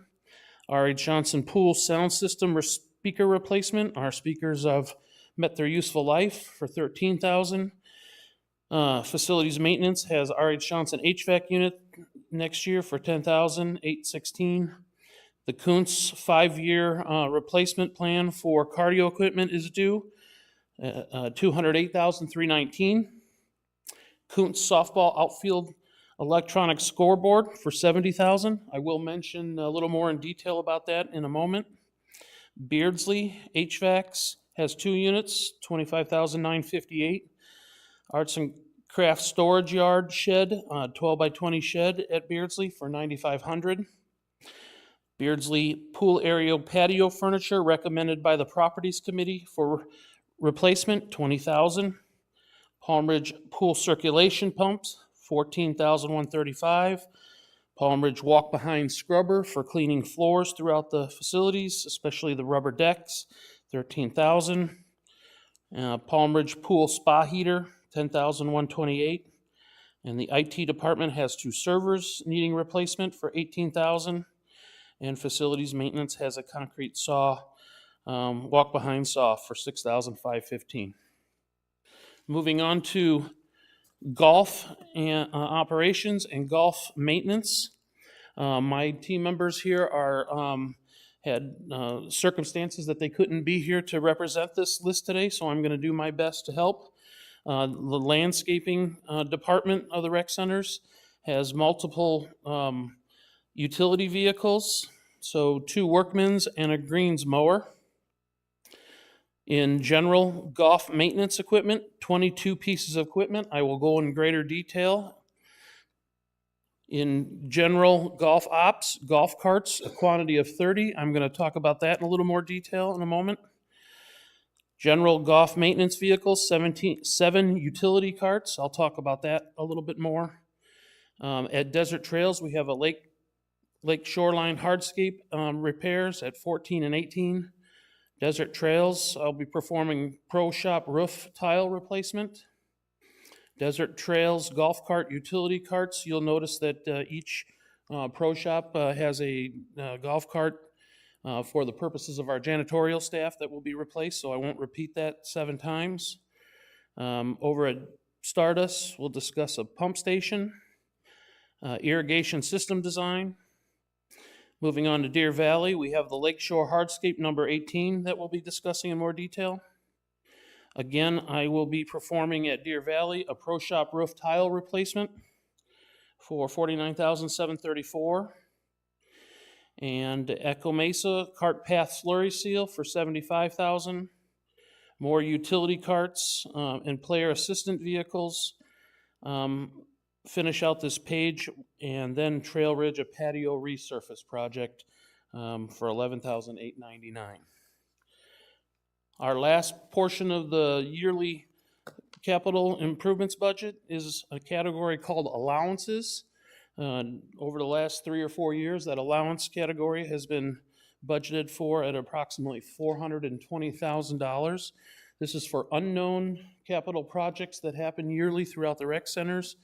It allows us an allowance for well pump replacements in case they go down, safety and structural integrity needs in case it's needed, unexpected facility improvements, so something that comes up throughout the middle of the year that helps us facilitate either a club's needs or the governing board's or staff's needs in maybe a small room to redevelopment, unknown equipment failures, energy conservation improvements, and information and technology requirements, and then ADA compliance upgrades. ADA compliance is always ever changing. If we have a community member that has a need in a specific location, we try to meet those ADA compliance opportunities for them. The big ask this year in change from $420,000 to a $520,000 requested budget is in the information technology requirements. We've had the opportunity to have a new IT director, and it has been asked of accounting to have this included in case a bolstered budget for improvements is made. That concludes the color blocks. Our overall budget requested is $5,493,288. Moving on into the above $50,000 proposed CIP presentation. Again, you'll see in the next slide the color blocks that we just read off. A breakdown of that FY2025-26 proposed CIP request, $190,000 in new capital. Repair and replacement needs for the recreation departments, $2,068,512. Repair and replacement for golf and landscaping categories, $2,714,776. And as I just mentioned, allowances of $520,000 for an overall CIP budget for 25-26, $5,493,288. Moving on into the new items over $50,000. The Palm Ridge Paint Pool Area Interior. This is a $75,000 project. It is a paint job that requires all the full interior walls and ceiling repainting of the Palm Ridge pool system. This would require a licensed insured general contractor with qualified painting subcontractors. And the contractor, the major cost here is the need for a scaffolding system to be installed since it's such a tall, large, over-the-water environment. Moving on, Beardsley Mini Golf Shade Cantilevers. Over the last year, we have experienced 75% of the trees were just dead. Other trees were trimmed and reduced from the area. After the Properties Committee walked this area, along with staff, other members from the other committees, it was all agreed upon that this recommendation to have shade cantilevers, approximately 4 of them, placed in the Beardsley mini golf environment for our community members' rest and shading while they're playing mini golf. Todd Patty and Landscape Environmental Services will facilitate the area's remaining spaces with new growth for new trees for the future. That concludes the items over 50,000 in the new categories. Now we're going to go into the recreational R&R. Again, these are items directly out of our reserve study that have met their useful life.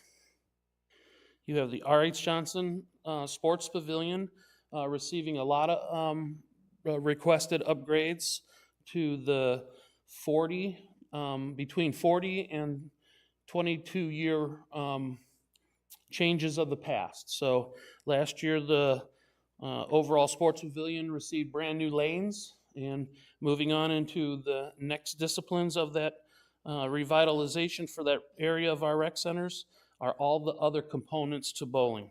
So $892,874, replacing 30 existing 20-year-old pin centers. The new pin center's useful life is expected to also get another 20 years. The newest generation of the highest frames per stop pin setter in the industry.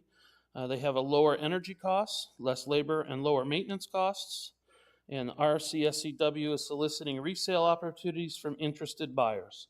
So as we did with the lanes, all of this, or potential areas of this equipment list that I'll be talking about, we will go out and see if we can recruit other bowling centers from across the state or country that may be interested in buying our aged infrastructure. We were quite successful last year. We have two aged oiling machines. One is younger and one is approximately 15 years old. They both serve the purpose of oiling the lanes, but due to their style, design, and age, they oil the lanes differently. Originally, we would be just discussing replacing the 15-year-old unit, but by doing that, we're repeating the issue of having differentiated lane patterns. So we are asking that two oiling machines at the same time be replaced in whole, $62,348 each, and then be evaluated with their useful life, which we expect to get at least 10 years out of, on a recurring pattern for both machines, and stay in that cycle from this point forward. Moving right along, the other items at the R.H. Johnson Sports Pavilion. Again, the gutter systems, capping, subway ball track, foul lights are all original components to the lanes, approximately 35 plus years old. All components listed require an all-inclusive budget approval. RCSCW would be also soliciting resale of opportunities from interested buyers for some of this old equipment. Out of this list that I'm about to read, the masking units are the only separated item for recommendation. So gutter systems are $53,072. Division capping, $45,461. Subway ball track is $17,932. Automatic bumper systems, $15,976. And the lane foul lights for $12,609. Separate from those is the masking unit graphics for $26,000. I know that the Sports Pavilion manager is solicited community member voting on new graphics for the back of the lanes, and I think that's going quite well, and I believe there's probably another week left before that decision is made. So moving on, we are now moving out of the Sports Pavilion and into R.H. Johnson tennis courts. The windscreens are 8 years old, and there's quite a bit of them, so $75K for courts 1 through 16 windscreens. Just in this previous budget, or the current budget we're working out of, we just did Sands pickleball courts. Moving on, Kuntz Fitness Center, cardio equipment replacement. We do cardio equipment replacement every 5 years for each rec center on a rotating basis. $208,319 replaces 20 pieces of existing cardio equipment only. Requests from bid industry leading brands like Matrix, Precor, Life Fitness, and Star Trek will be solicited. A community survey will be provided for input prior to selection. And at the same time, we were going to make some room improvements in decor, maybe some graphics, and upgrades to the wireless streaming technology included in the offerings from this new equipment. Kuntz Softball Electronic Scoreboard, $70,000. I'm happy to say that the general manager and the governing board approved the request by the softball club to solicit funding from Liberty Buick for the full funding of this scoreboard.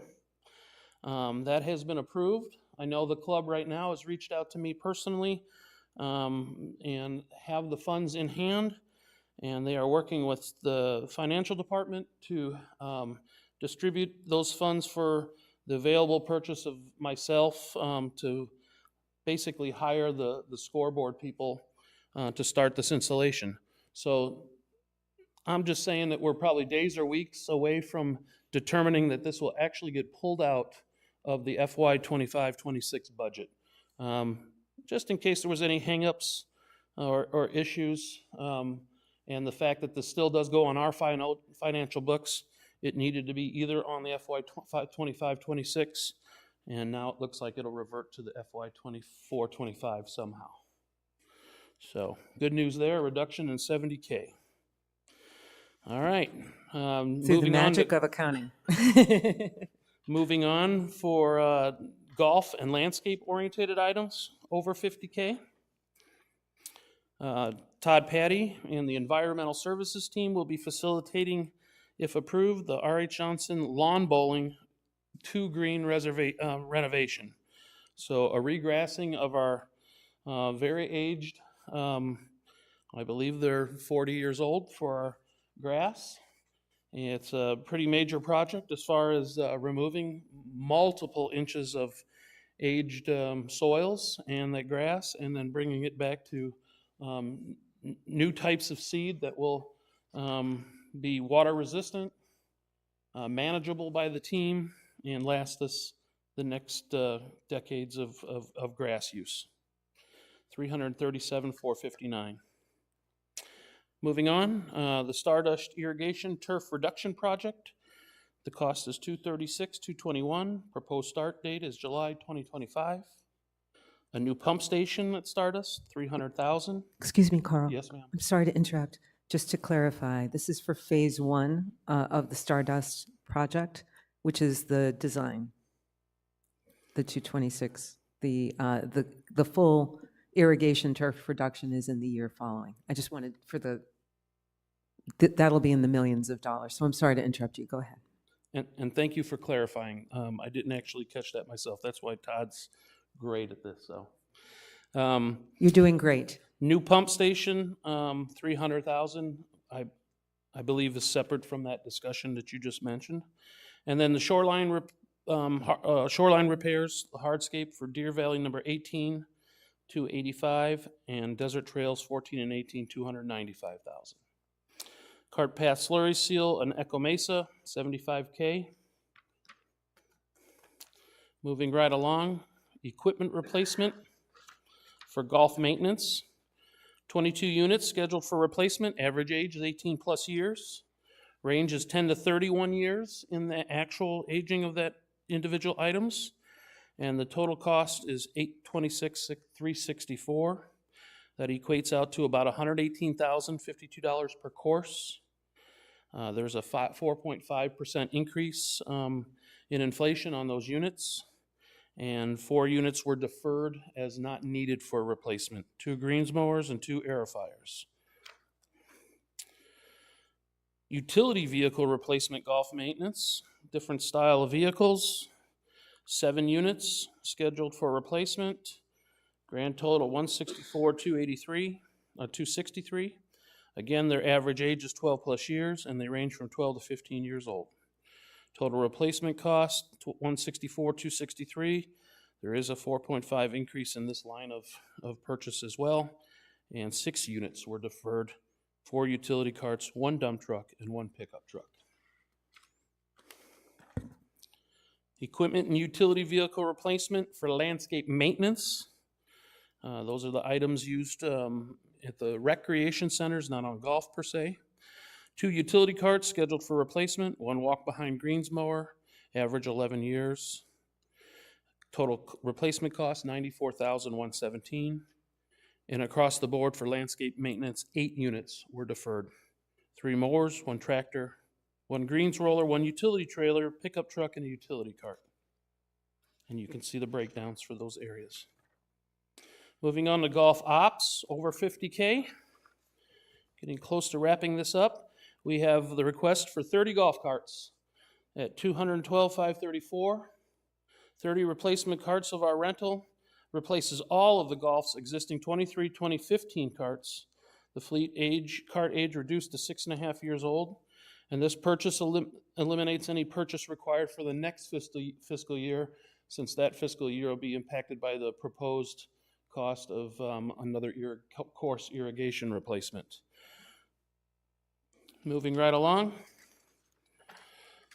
2 last items. Golf utility carts for the janitorial staff at all 7 courses, 7 carts totaling $104,783. Again, these janitorial carts are currently 18 years old. And lastly, golf cart for player's assistant. This cart is 25 years old, and 1 cart needed for $11,723. And the final portion of our list here is allowances. I talked about that earlier. Unknown capital needs throughout the year, $520,000 requested. And that concludes my presentation. Thank you, Carl. You always do a great job walking through this. Because of a few tweaks in process, the Budget and Finance Committee has had the opportunity to attend many walkthroughs, both with the Properties Committee, with the Golf Committee. And as a result, I think that's really improved our collective understanding.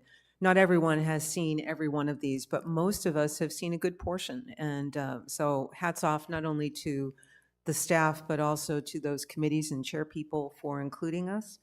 That's helpful. A couple of editorial sort of comments, if you will. First of all, there was another presentation made at the last governing board workshop. For any of our committee members who may have missed it, you could go back and see more detail on some of these. But wanted to highlight that my individual board member / committee member area of focus a lot of times historically has been that allowance bucket, because it wasn't as specific 3 or 4 years ago. So again, my thanks go to Cliff and team for always showing us on a monthly basis what's been spent from that allowance. It is helpful from a transparency standpoint.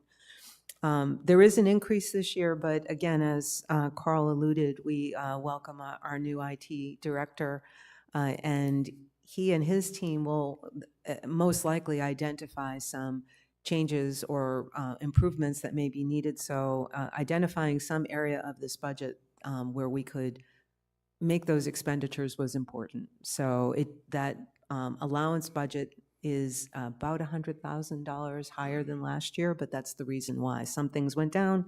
That one's new for an allowance, but again, great transparency.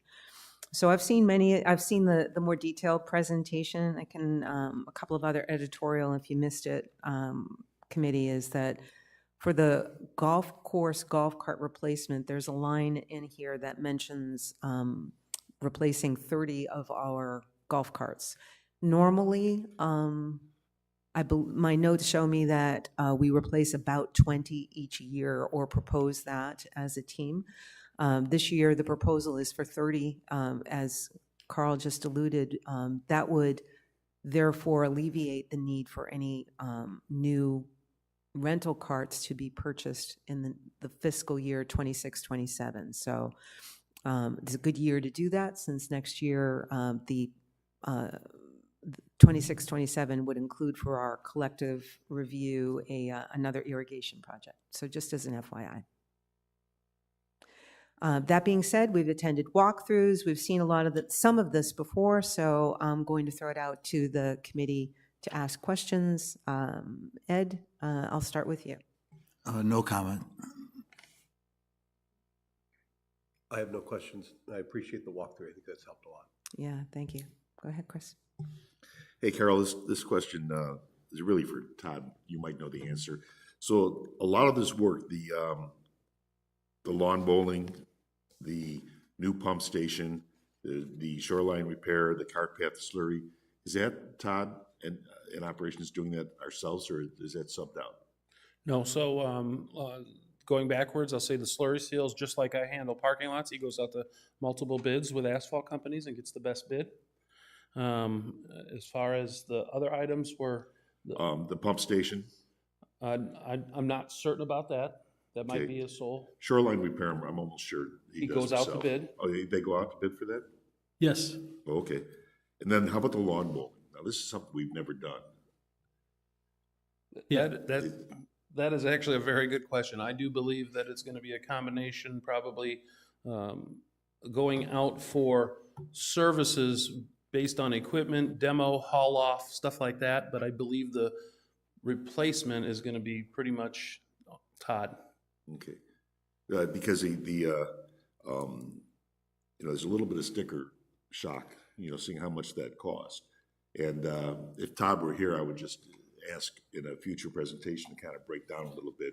That's probably a good idea. Yep. Just to understand what that means, We can make that request for our next meeting. This one, Todd just wasn't able to be Right, here. I understand. That's okay. So I think we'll put that on the list of stuff that I presume, Carl, that we're going to be seeing if there are any changes going forward. So we'll see any changes and you'll be here, or a representative of your team will be here for We future. always mention any changes, and right now Right. we're running pretty rock solid here, so we're hoping. That's a fair question, though, in terms of, some of these larger ones. We didn't see that on a walkthrough that I can recall. So, You're right. so we'll put that on a list for follow-up. It might be easier to have Todd come back to the next meeting, but if he wants to come back and answer by email or another way, that would be fine too. Good one. Anything else, Chris? No, but thanks, Carl. John? No questions? Jim?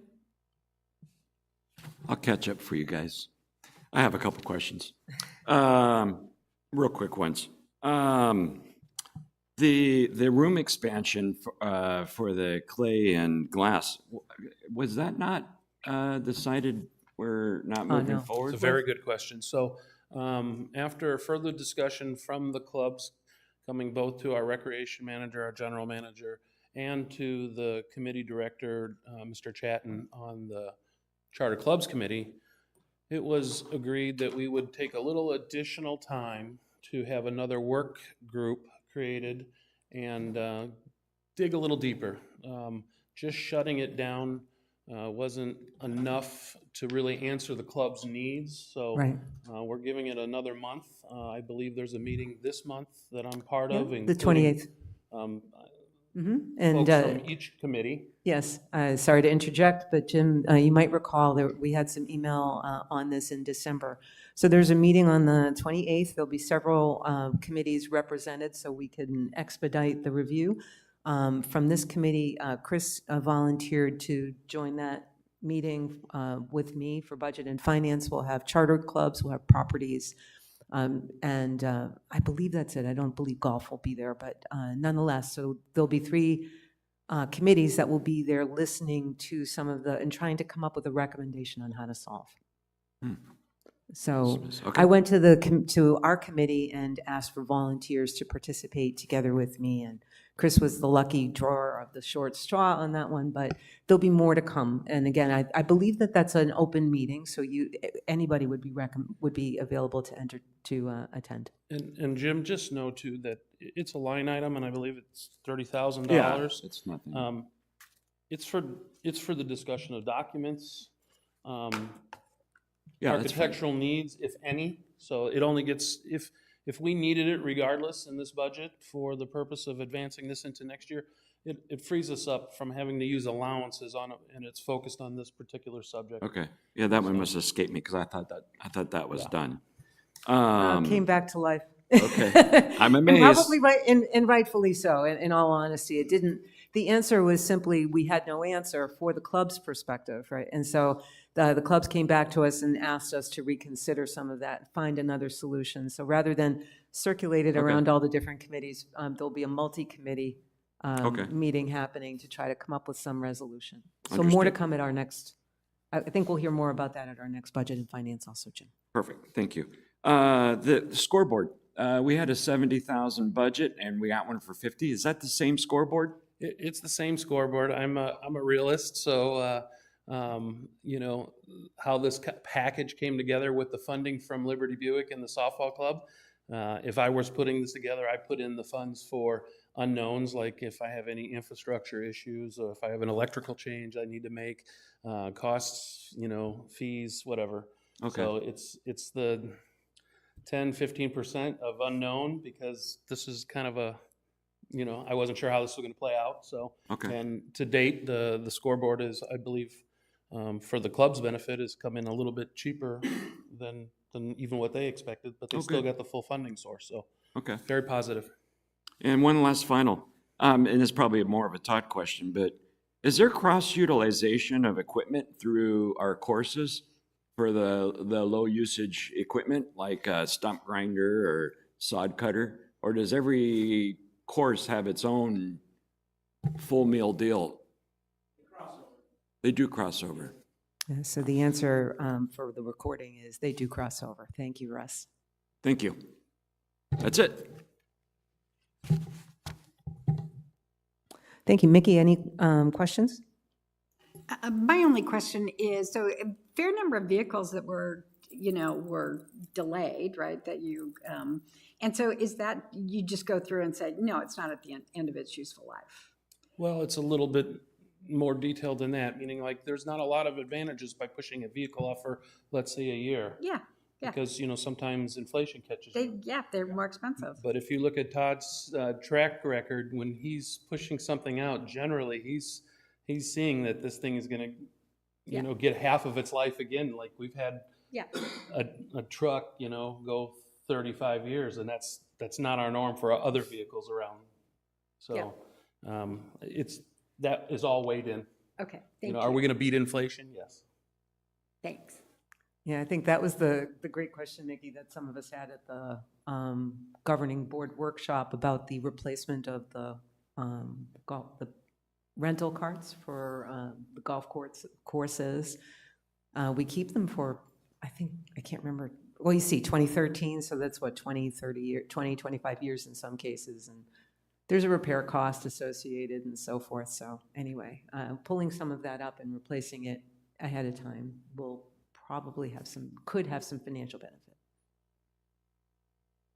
Anything else?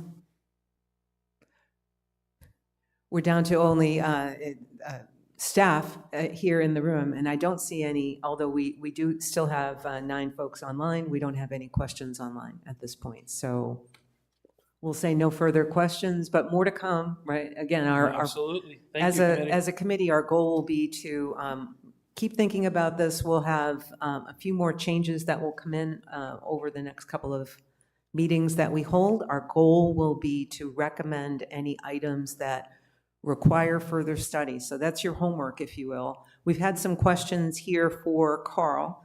We'll follow up with the staff in terms of getting Todd to break out some of the expenses for lawn bowling, as Chris was, just to understand a little bit more.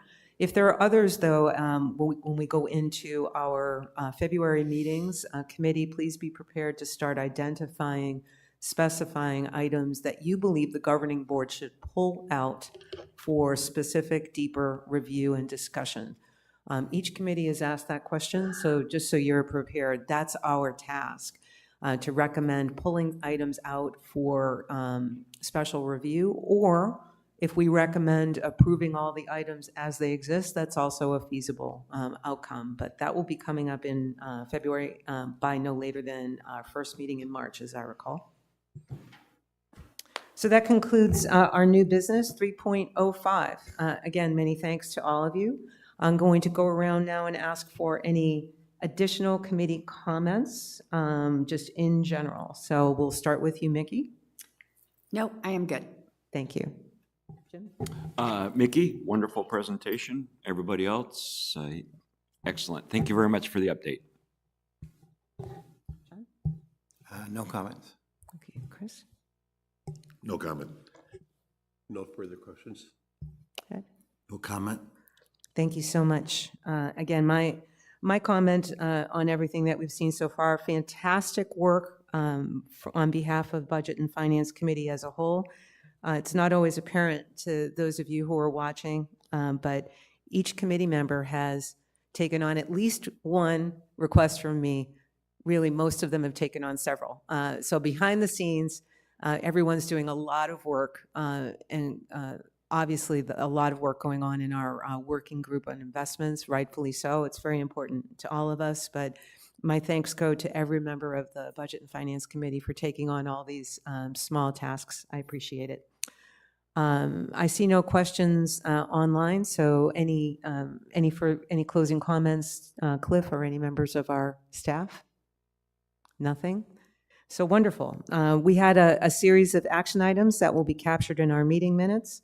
Our next meeting for Budget and Finance is February 4th, right here, 9 a.m. in the lecture hall. And again, our working group on the investments policies will be meeting on the 27th at 10 a.m. With that, we close this meeting at 11:40. Thank you.